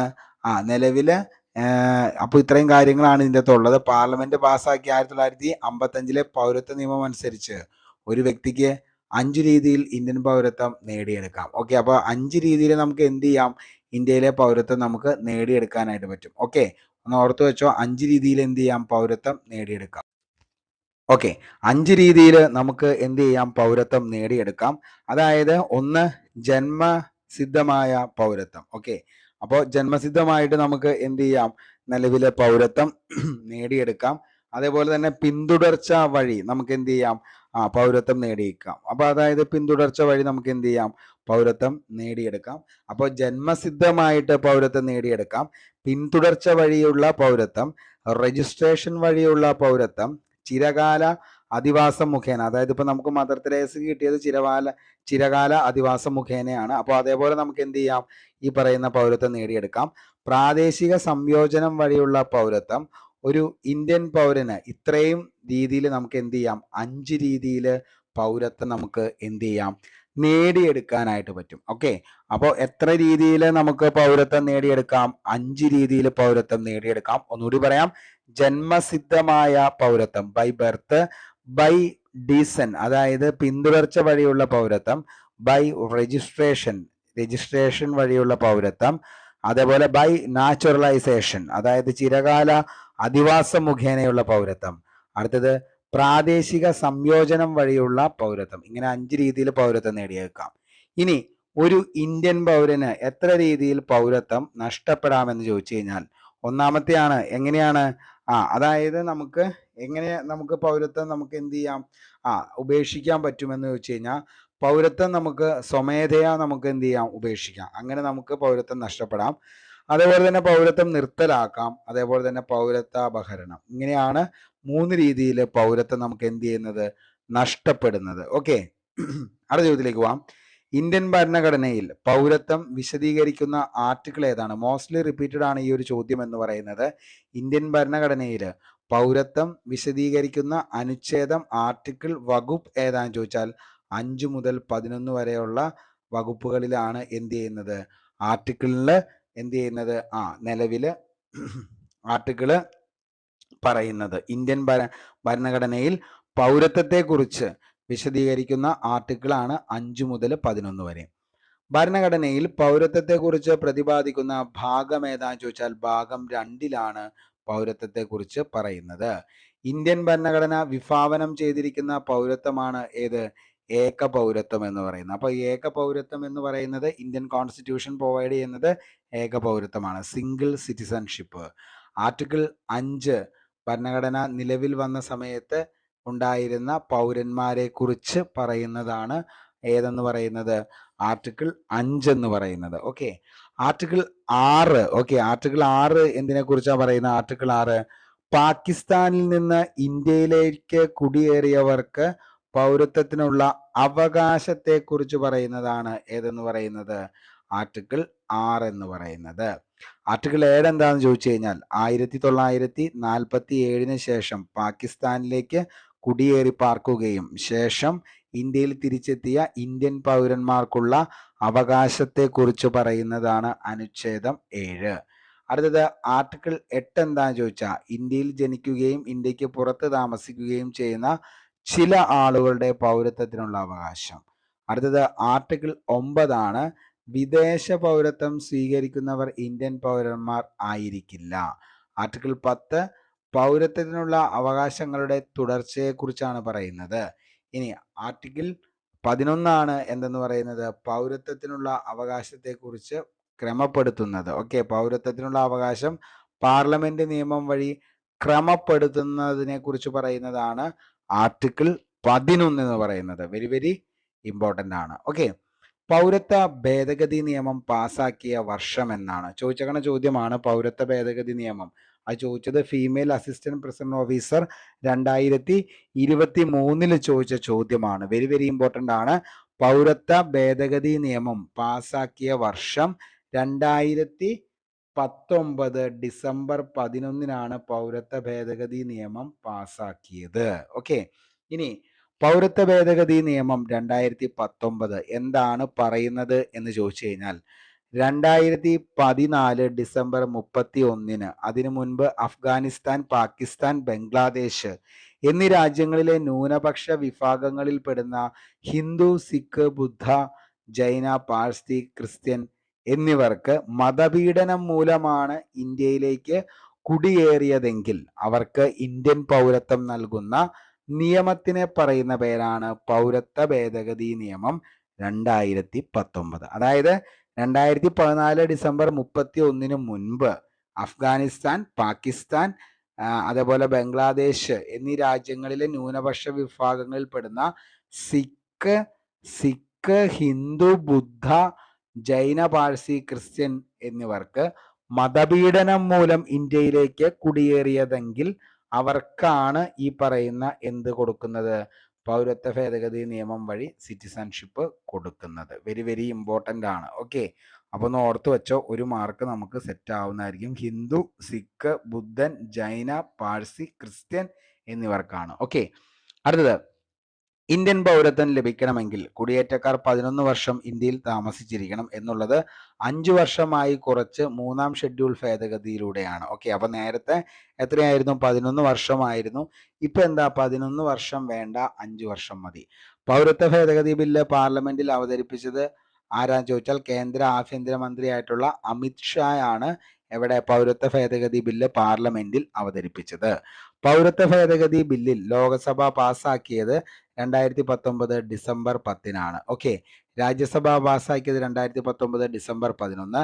പൗരത്വ ഭേദഗതി ബില്ല് പ്രസിഡന്റ് ഒപ്പുവെച്ചത് 2019 ഡിസംബർ 12-നാണ്. ആരാണ് ഈ പ്രസിഡന്റ് എന്ന് ചോദിച്ചു കഴിഞ്ഞാൽ ആരാണ്? രാംനാഥ് കോവിന്ദ് ആണ് 2019 ഡിസംബർ 12-ന് പൗരത്വ ഭേദഗതി ബില്ലില് ഒപ്പുവെച്ച പ്രസിഡന്റ് ആരാന്ന് ചോദിച്ചാൽ ആരാണ്? രാംനാഥ് കോവിന്ദ് ആണ്. രാംനാഥ് കോവിന്ദ് ഇമ്പോർട്ടന്റ് ആണോ? ഓർത്തു വെച്ചോ. ഇനി മൗലിക അവകാശങ്ങൾ നമുക്കറിയാം. മൗലിക അവകാശങ്ങൾ otherwise known as fundamental rights. Fundamental rights നമുക്ക് നോക്കാം. താഴെ പറയുന്നവയിൽ മൗലിക അവകാശങ്ങളിൽ ഭേദഗതി വരുത്തുവാൻ അധികാരമുള്ളത് ആർക്കാണ്? ഓക്കെ, ആർക്കാണ് ഇതിൻ്റെ അകത്ത് എന്താണ്? അതായത് മൗലിക അവകാശങ്ങൾ ഭേദഗതി വരുത്താൻ അധികാരമുള്ളത് ആർക്ക് മാത്രമാണ്? പാർലമെന്റിന് മാത്രമാണ്. ഇന്ത്യൻ പൗരന്റെ മൗലിക അവകാശങ്ങളുമായി ബന്ധപ്പെട്ട് താഴെ പറയുന്ന പ്രസ്താവനകളിൽ തെറ്റേത്? മൗലികാവകാശങ്ങളെ സംരക്ഷിക്കുന്നത് ഭരണഘടനയാണ്. മൗലികാവകാശങ്ങളിൽ മാറ്റം വരുത്താൻ ഭരണഘടനാ ഭേദഗതിയിലൂടെ മാത്രമേ സാധിക്കുകയുള്ളൂ. ഗവൺമെന്റിന്റെ ഒരു ഘടകവും മൗലിക അവകാശങ്ങൾ ലംഘിക്കുന്ന രീതിയിൽ പ്രവർത്തിക്കാൻ പാടുള്ളതല്ല. മൗലികാവകാശങ്ങൾ ന്യായവാദത്തിന് അർഹമല്ല. ഇതിനകത്ത് എന്താണ്? ഇന്ത്യൻ പൗരന്റെ മൗലിക അവകാശങ്ങളുമായി ബന്ധപ്പെട്ട് താഴെ പറയുന്ന പ്രസ്താവനകളിൽ തെറ്റ്. ഒറ്റയ്ക്ക് ഒരെണ്ണം മാത്രമേ തെറ്റുള്ളൂ. എന്ത്? മൗലിക അവകാശങ്ങൾ ന്യായവാദത്തിന് അർഹമല്ല എന്നുള്ളതാണ് തെറ്റ്. അതായത് മൗലിക അവകാശങ്ങൾ നടപ്പാക്കാൻ ഒരു പൗരന് കോടതിയെ എന്ത് ചെയ്യാം? സമീപിക്കാനായിട്ട് പറ്റും. ഓക്കെ, അപ്പോൾ അതിനു വേണ്ടിയിട്ടാണ് എന്ത് ഈ പറയുന്ന റിട്ടുകൾ പുറപ്പെടുവിക്കുന്നത്. അതായത് മൗലിക അവകാശങ്ങൾ സംരക്ഷിക്കുന്നതിന് വേണ്ടി കോടതികൾ പുറപ്പെടുവിക്കുന്ന ഉത്തരവിനെ പറയുന്ന പേരാണ് എന്തെന്ന് പറയുന്നത്? റിട്ട് എന്ന് പറയുന്നത്. പാർലമെന്റ് ഭരണഘടനയുടെ അടിസ്ഥാന ഘടനയെ ബാധിക്കുന്ന തരത്തിൽ മൗലിക അവകാശങ്ങളെ ഭേദഗതി ചെയ്യാനായിട്ട് സാധിക്കും. മൗലിക അവകാശങ്ങൾ എന്തല്ല? പരിപൂർണമല്ല. മൗലിക അവകാശങ്ങളുടെ സംരക്ഷകൻ എന്നറിയപ്പെടുന്നത് സുപ്രീം കോടതിയാണ്. മൗലിക അവകാശങ്ങളുടെ സംരക്ഷണത്തിനുള്ള ഉപകരണം എന്നറിയപ്പെടുന്നതാണ് എന്തെന്ന് പറയുന്നത്? റിട്ടുകൾ എന്ന് പറയുന്നതാണ് മൗലിക അവകാശങ്ങളുടെ സംരക്ഷണത്തിനുള്ള ഉപകരണം എന്ന് പറയുന്നത്. പൗരന്മാരുടെ മൗലിക അവകാശങ്ങളുടെ മേൽ ആവശ്യമായ നിയന്ത്രണങ്ങൾ ഏർപ്പെടുത്താനും മൗലികാവകാശങ്ങളിൽ ഭേദഗതി വരുത്താനുമുള്ള അധികാരമുള്ളത് ആർക്കാ? പാർലമെന്റിന് മാത്രമേ ഉള്ളൂ. ഇനി മൗലികാവകാശങ്ങൾ നിഷ്പ്രഭമാകുന്നത് അടിയന്തരാവസ്ഥ സമയങ്ങളിൽ മാത്രമാണ്. അപ്പോൾ ഇത്രയും കാര്യങ്ങൾ ബേസ് എന്ന ലെവലിൽ നമ്മൾ ഓർത്തിരിക്കണം. ഓക്കെ, താഴെ ചേർക്കുന്നതിൽ ശരിയായ പ്രസ്താവന ഏതാണ്? ഭരണഘടനയിൽ 12 മുതൽ 35 വരെയുള്ള അനുച്ഛേദങ്ങളാണ് മൗലികാവകാശങ്ങളെ കുറിച്ച് പ്രതിപാദിക്കുന്നത്. അത് ശരിയാണ്. ഭരണഘടനയുടെ 36 മുതൽ 51 വരെയുള്ള അനുച്ഛേദങ്ങളാണ് നിർദ്ദേശക തത്വങ്ങൾ. അതും ശരിയാണ്. ഇനി എന്താണ്? ഭരണഘടനയുടെ 36 മുതൽ 51 വരെയുള്ള അനുച്ഛേദങ്ങൾ നിർദ്ദേശക തത്വങ്ങൾ. അതേപോലെ തന്നെ എന്താണ്? അനുച്ഛേദം 300A പ്രകാരം സ്വത്തവകാശം ഒരു നിയമ അവകാശമാണ്. സ്വത്തവകാശം എന്ന് പറയുന്നത് നേരത്തെ എന്തായിരുന്നു? മൗലിക അവകാശമായിരുന്നു. പിന്നീട് അതിനെ എന്ത് ചെയ്യാണ്? എടുത്തു മാറ്റി ഇന്ന് അത് എന്താണ്? ഒരു നിയമ അവകാശമാണ്. ഓക്കെ, അടുത്തത് ഇന്ത്യൻ ഭരണഘടനയിൽ മൗലിക അവകാശങ്ങൾ ഉൾക്കൊള്ളിച്ചിരിക്കുന്ന ഭാഗം ഏതാന്ന് ചോദിച്ചാൽ ഭാഗം 3-ലാണ് ഇന്ത്യൻ കോൺസ്റ്റിറ്റ്യൂഷനിൽ എന്ത് മൗലിക അവകാശങ്ങളെ കുറിച്ച് പറയുന്നത് ഭാഗം 3. മൗലിക അവകാശങ്ങളെ കുറിച്ച് പറയുന്ന അനുച്ഛേദം ഏതാന്ന് ചോദിച്ചാൽ 12 മുതൽ 35 വരെയും 12 മുതൽ 35 വരെയുള്ള അനുച്ഛേദമാണ് മൗലിക അവകാശങ്ങളെ കുറിച്ച്, അതായത് ഫണ്ടമെന്റൽ റൈറ്റിനെ കുറിച്ച് പറയുന്നത്. നിർദ്ദേശക തത്വങ്ങൾ ഉൾപ്പെടുത്തിയിരിക്കുന്ന അനുച്ഛേദങ്ങളാണെങ്കിൽ 36 മുതൽ 51 വരെ. മൗലികാവകാശങ്ങൾ നടപ്പിലാക്കാൻ ഒരു പൗരന് കോടതിയെ സമീപിക്കാവുന്നതാണ്. ഓക്കെ, അപ്പോൾ മൗലികാവകാശങ്ങളായിട്ടുള്ള അത് ഏതെങ്കിലും നമ്മുടെ അടുത്ത് വയലേറ്റ് ചെയ്ത് കഴിഞ്ഞ് കഴിഞ്ഞാൽ അതിനെതിരെ നമുക്ക് എന്ത് ചെയ്യാം? ഈ പറയുന്ന കോടതികളെ നമുക്ക് നേരിട്ട് പോകാവുന്നതാണ്. അങ്ങനെ സുപ്രീം കോടതിന് വരെ അപ്പീൽ എന്ത് ചെയ്യാം? ഫയൽ ചെയ്യാൻ പറ്റുന്നതാണ്. ഓക്കെ, ഇനി ന്യൂനപക്ഷ വിഭാഗങ്ങൾക്ക് വേണ്ടി ഭരണഘടനയിൽ ഉൾപ്പെടുത്തിയിരിക്കുന്ന മൗലിക അവകാശം സാംസ്കാരികവും വിദ്യാഭ്യാസപരവുമായിട്ടുള്ള അവകാശം 29-30 ഓക്കെ, അടുത്ത് കൂട്ടത്തിൽ പെടാത്തത് ഏതാണ്? സമത്വത്തിനുള്ള അവകാശം, സ്വാതന്ത്ര്യത്തിനുള്ള അവകാശം, സ്വത്തവകാശം, മതസ്വാതന്ത്ര്യത്തിനുള്ള അവകാശം. ഭരണഘടനാ ഭേദഗതി വഴി സ്വത്തവകാശത്തെ മൗലിക അപ്പൊ ഇങ്ങനത്തെ ഏതാണ് നിലവില് കൂട്ടത്തിൽ പെടാത്തത് ഏതാണ്? സമത്വം, സ്വാതന്ത്ര്യം, സ്വത്തവകാശം. ഏതാണ്? മതസ്വാതന്ത്ര്യത്തിനുള്ള അവകാശമാണ് കേട്ടോ. ഇനി അടുത്ത ചോദ്യം, ഭരണഘടനാ ഭേദഗതി വഴി സ്വത്തവകാശത്തെ മൗലിക അവകാശങ്ങളുടെ പട്ടികയിൽ നിന്നും നീക്കം ചെയ്ത വർഷം എന്നാണ്. ഓക്കെ, അപ്പോൾ ഭരണഘടന ഭേദഗതി വഴി സ്വത്തവകാശത്തെ മൗലിക അവകാശങ്ങളുടെ പട്ടികയിൽ നിന്നും നീക്കം ചെയ്ത വർഷമാണ് 1978 44 ഭരണഘടനാ ഭേദഗതി. നിലവിൽ ഭരണഘടനയുടെ 300A അനുച്ഛേദത്തിലാണ് സ്വത്തവകാശത്തെക്കുറിച്ച് പ്രതിപാദിക്കുന്നത്. മുൻപ് 31 അനുച്ഛേദത്തിലായിരുന്നു ഇത് കിടന്നിരുന്നത്. ഓക്കെ, കറക്റ്റാണ്. അപ്പോൾ അത് ഓർത്തു വച്ചേക്കുക, ഇമ്പോർട്ടൻ്റ് ആണ്. മൗലികാവകാശങ്ങളുടെ ശില്പി എന്നറിയപ്പെടുന്നത് ആരാണ്? സർദാർ വല്ലഭായി പട്ടേലിനെയാണ് നമ്മൾ എന്തെന്ന് വിളിക്കുന്നത്? മൗലിക അവകാശങ്ങളുടെ ശില്പി എന്നറിയപ്പെടുന്നത് സർദാർ വല്ലഭായി പട്ടേൽ. മൗലികാവകാശങ്ങളുടെ ശില്പി സർദാർ വല്ലഭായി പട്ടേലാണ്. സർദാർ വല്ലഭായി പട്ടേൽ പ്രസിഡന്റായ ഏക കോൺഗ്രസ് സമ്മേളനം ഏതാന്ന് ചോദിച്ചു കഴിഞ്ഞാൽ അതേതാണ്? അത് കറാച്ചി സമ്മേളനമാണ്. മൗലിക അവകാശങ്ങളെക്കുറിച്ചും സാമ്പത്തിക നയങ്ങളെക്കുറിച്ചും കോൺഗ്രസ് ആദ്യമായി പ്രമേയം പാസാക്കുമ്പോൾ പ്രസിഡന്റ് ആയിരുന്നത് ആരാണ് എന്ന് ചോദിച്ചു കഴിഞ്ഞാൽ സർദാർ വല്ലഭായി പട്ടേലാണ്. ഇനി അഖിലേന്ത്യാ സർവീസിന്റെ പിതാവ് ആരാന്ന് ചോദിച്ചു കഴിഞ്ഞാൽ അതും ആര് തന്നെയാ? നമ്മുടെ ആര് തന്നെയാണ്? സർദാർ വല്ലഭായി പട്ടേലാണ്. ഓക്കെ, നാട്ടുരാജ്യങ്ങളെ സംയോജിപ്പിക്കുന്നതിൽ പ്രധാന പങ്കുവഹിച്ച വ്യക്തിയും സർദാർ വല്ലഭായി പട്ടേലാണ്. അപ്പോൾ ഇത്തരം കാര്യങ്ങൾ എന്തുമായി ബന്ധപ്പെട്ട്? സർദാർ വല്ലഭായി പട്ടേലുമായി ബന്ധപ്പെട്ട് ഓർത്തു വച്ചോ, വെരി വെരി ഇമ്പോർട്ടൻ്റ് ആണ്. അടുത്ത ചോദ്യം, താഴെ പറയുന്നവയിൽ മൗലിക അവകാശങ്ങളിൽ ഉൾപ്പെടാത്തത് ഏതാണ്? ഏതാണ്? സമത്വത്തിനുള്ള അവകാശം, സ്വാതന്ത്ര്യത്തിനുള്ള അവകാശം, ഭരണഘടനാപരമായ പരിഹാരത്തിനുള്ള അവകാശം, ഇവയെല്ലാം. എന്താണ്? ഇവയെല്ലാമാണ് എന്ത് ആൻസർ ആയിട്ട് വരുന്നത്. ഇന്ത്യൻ ഭരണഘടനയിൽ ഏതു ഭാഗത്താണ് മൗലിക അവകാശങ്ങൾ ഉൾപ്പെടുത്തിയിരിക്കുന്നത്? ഭാഗം 3 മൗലിക അവകാശങ്ങളെക്കുറിച്ച് പരാമർശിക്കുന്നത്. ഇന്ത്യൻ ഭരണഘടന എത്ര മൗലിക അവകാശങ്ങളാണ് ഉറപ്പു നൽകുന്നത്? മൗലികാവകാശങ്ങൾ 6 നിലവിൽ ഉറപ്പു നൽകുന്നത്. ഓക്കെ, അത് ഇമ്പോർട്ടൻ്റ് ആണ്, ഓർത്തു വെച്ചോ. സമത്വത്തിനുള്ള അവകാശം, സ്വാതന്ത്ര്യത്തിനുള്ള അവകാശം, ചൂഷണത്തിനെതിരായിട്ടുള്ള അവകാശം, മതസ്വാതന്ത്ര്യത്തിനുള്ള അവകാശം, സാംസ്കാരികവും വിദ്യാഭ്യാസപരവുമായ അവകാശം, ഭരണഘടനാപരമായ പ്രതിവിധികൾക്കുള്ള അവകാശം. ഓക്കെ, അപ്പോൾ ഇന്ത്യൻ ഭരണഘടന ഉറപ്പു നൽകുന്ന മൗലിക അവകാശങ്ങൾ ഏതൊക്കെയാണെന്ന് ചോദിച്ചു കഴിഞ്ഞാൽ ഒന്നാണ് ഏതെന്ന് പറയുന്നത്? സമത്വത്തിനുള്ള അവകാശം. 2 സ്വാതന്ത്ര്യത്തിനുള്ള അവകാശം. 3 ചൂഷണത്തിനുള്ള എതിരായുള്ള അവകാശം. 4 മതസ്വാതന്ത്ര്യത്തിനുള്ള അവകാശം. 5 സാംസ്കാരികവും വിദ്യാഭ്യാസപരവുമായിട്ടുള്ള അവകാശം. അടുത്തത് ഭരണഘടനാപരമായ പ്രതിവിധികൾക്കുള്ള അവകാശം. അപ്പോൾ ഇത്രയും കാര്യങ്ങളാണ് അതിൻ്റെ അകത്ത് നമുക്ക് പഠിക്കാനുള്ളത്. കൺഫ്യൂസിങ് ഫാക്റ്റ് ആണ്. ഭരണഘടന നിലവിൽ വന്നപ്പോൾ എത്ര മൗലിക അവകാശങ്ങൾ ഉണ്ടായിരുന്നു എന്ന് ചോദിച്ചാൽ ഭരണഘടന നിലവിൽ വന്നപ്പോൾ 7 ഇന്ന് നിലവിൽ എത്ര മൗലിക അവകാശങ്ങളാണ് ഉള്ളതെന്ന് ചോദിച്ചു കഴിഞ്ഞാൽ അത് 6 ഉള്ളത്. ഓക്കെ, അപ്പോൾ ഇന്ത്യൻ കോൺസ്റ്റിറ്റ്യൂഷൻ നിലവിൽ വന്നപ്പോൾ എത്ര ഉണ്ടായിരുന്നു ചോദിച്ചാൽ 7. അതിൻ്റെ ഒന്നും സ്വത്തവകാശത്തെ എടുത്തു മാറ്റിയപ്പോഴാണ് എന്തായിട്ട് മാറിയത്? മൗലിക അവകാശങ്ങളുടെ എണ്ണം എന്ന് പറയുന്നത് 6 മാറിയത്. ഓക്കെ, അടുത്ത ചോദ്യം, സമൂഹത്തിൽ നിലനിൽക്കുന്ന വിവിധ തരത്തിലുള്ള വിവേചനങ്ങളിൽ നിന്നും സംരക്ഷണം നൽകുന്ന ഭരണഘടനാ വകുപ്പ് ഏതാന്ന് ചോദിച്ചാൽ അനുച്ഛേദം 15. ഓക്കെ, അപ്പോൾ സമൂഹത്തിൽ നിലനിൽക്കുന്ന വിവിധ തരത്തിലുള്ള വിവേചനങ്ങളിൽ നിന്നും സംരക്ഷണം നൽകുന്ന ഭരണഘടനാ വകുപ്പ് അനുച്ഛേദം 15. മൗലികാവകാശങ്ങളിലെ അവസര സമത്വം ഉൾക്കൊള്ളുന്ന ഇന്ത്യൻ ഭരണഘടനയുടെ വകുപ്പാണ് അനുച്ഛേദം 16. തൊട്ടുകൂടായ്മ നിർമ്മാർജ്ജനം ചെയ്തുകൊണ്ടുള്ള ഭരണഘടന ആർട്ടിക്കിളാണ് ആർട്ടിക്കിൾ 17. ഓക്കെ, തൊട്ടുകൂടായ്മ നിർമ്മാർജ്ജനം ചെയ്തുകൊണ്ടുള്ള ഭരണഘടന ആർട്ടിക്കിൾ 17. അയിത്ത നിരോധന നിയമവുമായി ബന്ധപ്പെട്ടതാണ് 1955. മഹാത്മാഗാന്ധിക്ക് ജയ് എന്ന മുദ്രാവാക്യം വിളിച്ചുകൊണ്ട് പാസാക്കിയ ഭരണഘടനയിലെ ഏക വകുപ്പാണ് ഏതെന്ന് പറയുന്നത്? ആർട്ടിക്കിൾ 17 എന്ന് പറയുന്നത്. ഓക്കെ, അപ്പോൾ ആർട്ടിക്കിൾ 17 എന്തെന്ന് പറയുന്നത്? മഹാത്മാഗാന്ധിക്ക് ജയ് എന്ന മുദ്രാവാക്യം വിളിച്ചുകൊണ്ട് പാസാക്കിയ ഭരണഘടനയിലെ ഏക വകുപ്പാണ് ആർട്ടിക്കിൾ 17. വെരി വെരി ഇമ്പോർട്ടൻ്റ്, ഒത്തിരി തവണ ചോദിക്കാറുണ്ട്.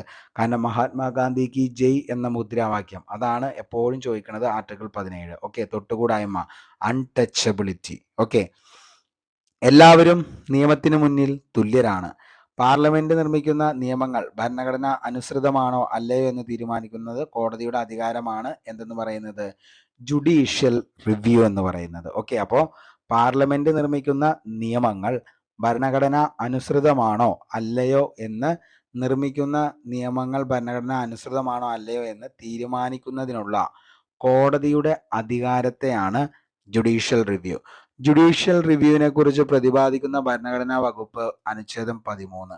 ജുഡീഷ്യൽ റിവ്യൂ എന്ന ആശയം ആദ്യം കടം കൊണ്ടത് ഇന്ത്യ ഏത് രാജ്യത്ത് നിന്നാണ്? അമേരിക്കയിൽ നിന്നാണ് ജുഡീഷ്യൽ റിവ്യൂ എന്ന ആശയം ഇന്ത്യ കടം കൊണ്ടത്. ഭരണഘടനയിൽ ഒരിടത്തും നീതിന്യായ പുനഃപരിശോധന എന്ന പദം എന്ത് ചെയ്തിട്ടില്ല? പരാമർശിക്കപ്പെട്ടിട്ടില്ല. ഇന്ത്യൻ ഭരണഘടനയിൽ മൗലിക അവകാശങ്ങളിലെ ഏത് അനുച്ഛേദത്തിലാണ് സ്വാതന്ത്ര്യത്തിനുള്ള അവകാശം ഉൾപ്പെടുത്തിയിരിക്കുന്നത്?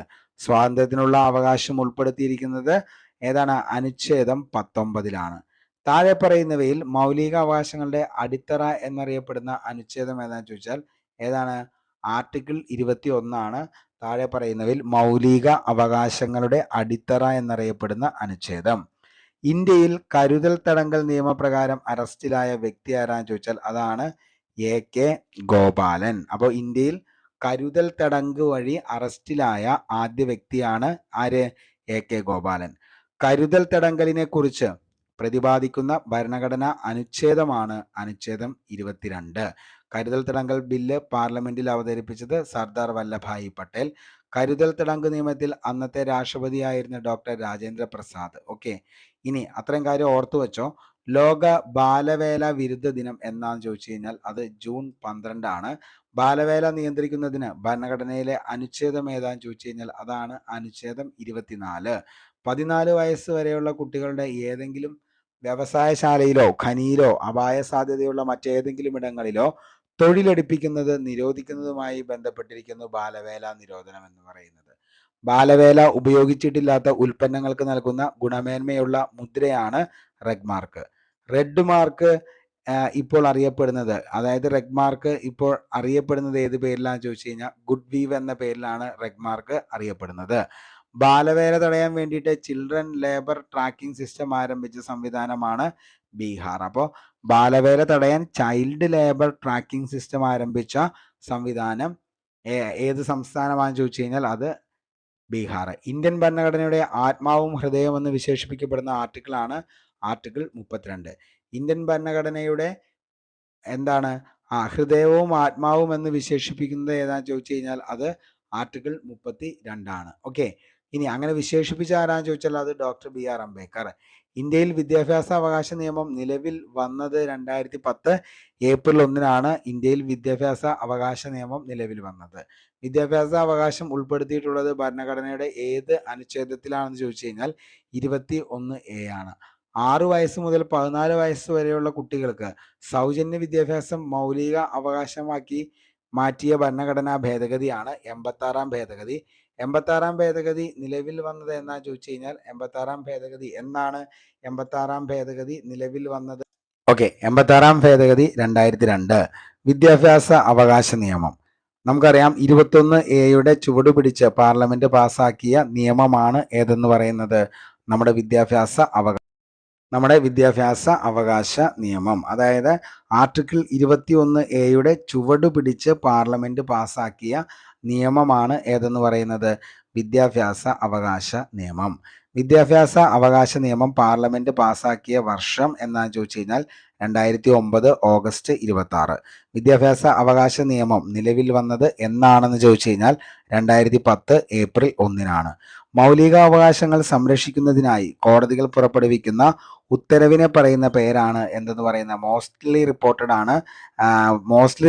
ആണ്. അതായത് എന്തെന്ന് പറയുന്ന? റിട്ടുകൾ എന്ന് പറയുന്ന. റിട്ടുകൾ കടമെടുത്തിരിക്കുന്നത് എവിടെ നിന്നാ? റിട്ടുകൾ ബ്രിട്ടൻ. ഓക്കെ, റിട്ടുകൾ പുറപ്പെടുവിക്കുന്നതിന് ഹൈക്കോടതി അധികാരം നൽകുന്നതാണ് ഏതെന്ന് പറയുന്നത്? 226. സുപ്രീം കോടതി ആണെങ്കിൽ 32. റിട്ടുകൾ പുറപ്പെടുവിക്കാൻ സുപ്രീം കോടതിക്ക് അധികാരം നൽകുന്നതാണ് അനുച്ഛേദം 32. മൗലിക അവകാശങ്ങൾ സംരക്ഷിക്കുന്നതിനായി കോടതികൾ പുറപ്പെടുവിക്കുന്ന ഉത്തരവിനെ പറയുന്ന പേരാണ് എന്തെന്ന് പറയുന്നത്? റിട്ട് എന്ന് പറയുന്നത്. റിട്ട് എന്ന പദങ്ങൾ ലാറ്റിൻ ഭാഷയിൽ നിന്നാണ് കടമെടുത്തത്. റിട്ട് എന്ന ആശയം കടമെടുത്തിരിക്കുന്ന രാജ്യം ബ്രിട്ടനാണ്. ഓക്കെ, അപ്പോൾ റിട്ട് എന്ന് പറയുന്നത് ഏതാണ്? കടമെടുത്തിരിക്കുന്ന റിട്ടൺ എന്ന് പറയുന്ന ആശയം, അതായത് റിട്ടുകളുടെ ആശയം കടമെടുത്തിരിക്കുന്ന ബ്രിട്ടനിൽ നിന്നാണ്. റിട്ട് എന്ന പദം നിലവിൽ വന്നത് ലാറ്റിൻ ഭാഷയിൽ നിന്നാണ്. 5 തരം റിട്ടുകളാണ് നമുക്ക് നിലവിലുള്ളത്. ഒന്നാമത്തെ ഏതാന്ന് ചോദിച്ചാൽ ഹേബിയസ് കോർപ്പസ്, രണ്ടാമത്തെ മാൻഡാമസ്, മൂന്നാമത്തെ പ്രൊഹിബിഷൻ, നാലാമത്തെ കോവാറന്റോ, അഞ്ചാമത്തെയാണ് എന്ന് പറയുന്നത് ഈ പറയുന്ന സർഷ്യോററി എന്ന് പറയുന്നത്. അതായത് ഒരു കീഴ്ക്കോടതി അതിൻ്റെ അധികാരപരിധി ലംഘിക്കുകയോ സ്വാഭാവിക നീതി നിയമങ്ങൾക്കെതിരായി പ്രവർത്തിക്കുകയോ ചെയ്യുന്നതിന് പ്രാഥമികമായി തടയുന്നതിനുള്ള റിട്ടാണ് ഏതെന്ന് പറയുന്നത് ഈ പറയുന്ന എന്തെന്ന് പറയുന്നത് പ്രൊഹിബിഷൻ എന്ന് പറയുന്നത്. നിയമവിരുദ്ധവും വിരുദ്ധവുമായ വിചാരണ തടയാൻ പുറപ്പെടുവിക്കുന്ന റിട്ട് ഏതാണെന്ന് ചോദിച്ചാൽ അതും പ്രൊഹിബിഷൻ ആണ്.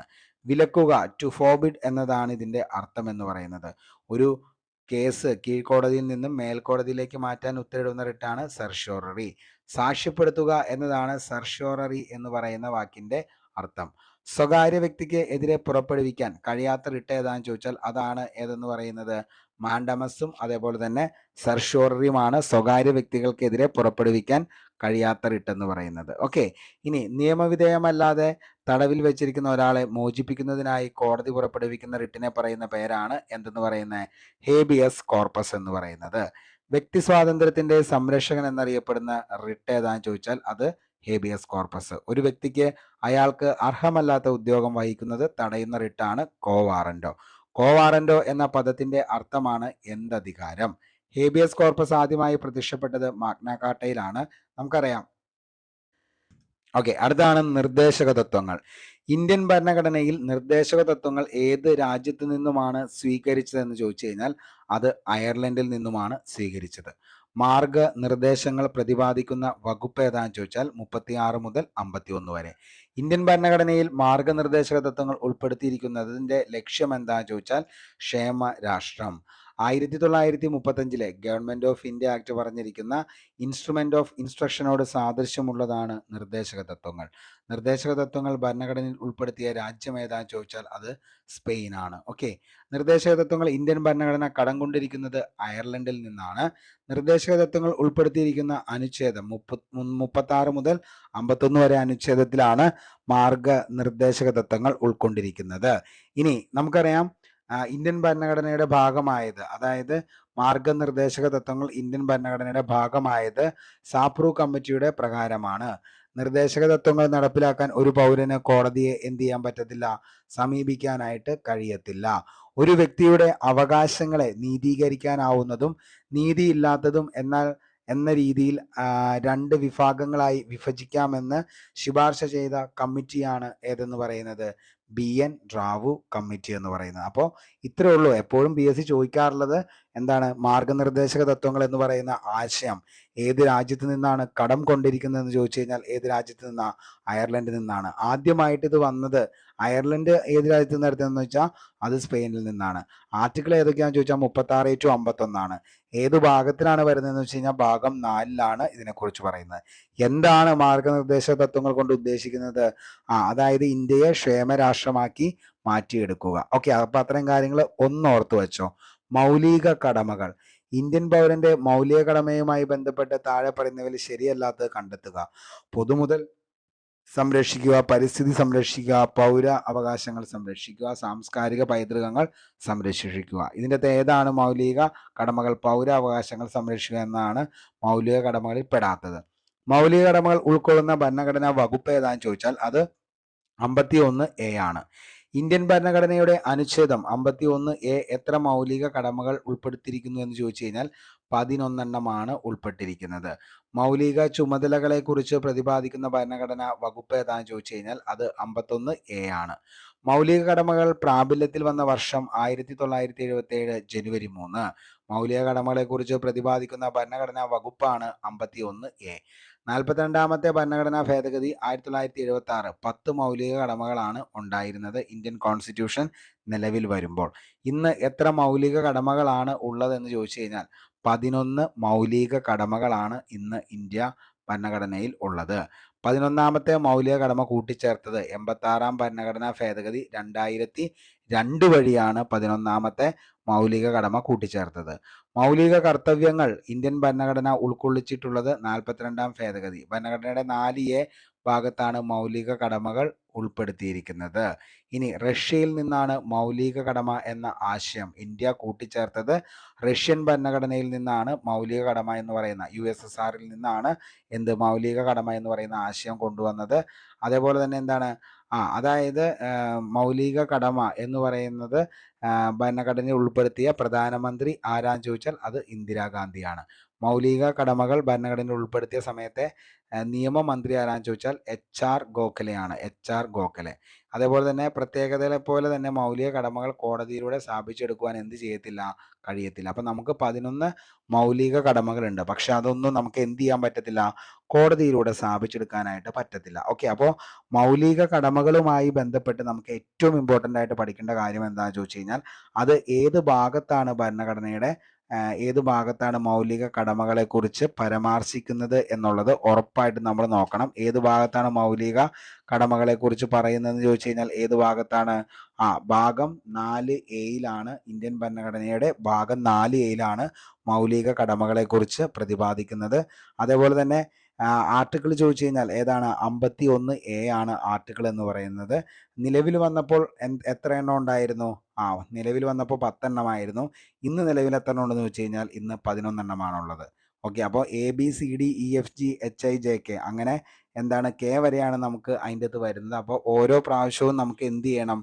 അതായത് ഇത് ജസ്റ്റ് ഒന്ന് ഇടയ്ക്ക് ചോദിക്കാറുണ്ട് സ്റ്റേറ്റ്മെൻറ്റ് ലെവലിലുള്ള ചോദ്യങ്ങളിൽ. അപ്പോൾ എന്ത് ചെയ്യുക, ഇത് മൊത്തമായിട്ട് പഠിക്കാനായിട്ട് ശ്രമിക്കുക. നമുക്ക് ഇതിൻ്റെ ഫുൾ ക്ലാസ് ഓൾറെഡി ഹോട്ട് ടോപ്പിക്സിൽ കംപ്ലീറ്റ് ആക്കിയേക്കുന്നതാണ്. ഓരോ പാർട്ടും, അതായത് മൗലിക അവകാശങ്ങൾ, അതേപോലെ തന്നെ എന്താണ് മൗലിക കടമകൾ, മാർഗനിർദ്ദേശക തത്വങ്ങൾ, പൗരത്വം എല്ലാം നമ്മൾ കംപ്ലീറ്റ് ആക്കിയതാണ്. ഓക്കെ, അപ്പോൾ എന്തെങ്കിലും ഡൗട്ട്സ് ഉണ്ടെങ്കിൽ അതിൻ്റെ അകത്ത് നോക്കി ഒന്ന് ക്ലിയർ ചെയ്താൽ മതി. ഓക്കെ, അപ്പോൾ ഇന്നത്തെ ക്ലാസ് ഇവിടെ വെച്ച് വൈൻഡപ്പ് ചെയ്യാണ്. എല്ലാവർക്കും വീഡിയോ ഇഷ്ടപ്പെട്ടു എന്ന് കരുതുന്നു. പുതിയൊരു വീഡിയോയുമായി നമുക്ക് വീണ്ടും കണ്ടുമുട്ടാം. അതുവരത്തേക്കും short break. Signing off, Arun Kombanadan. Thank U.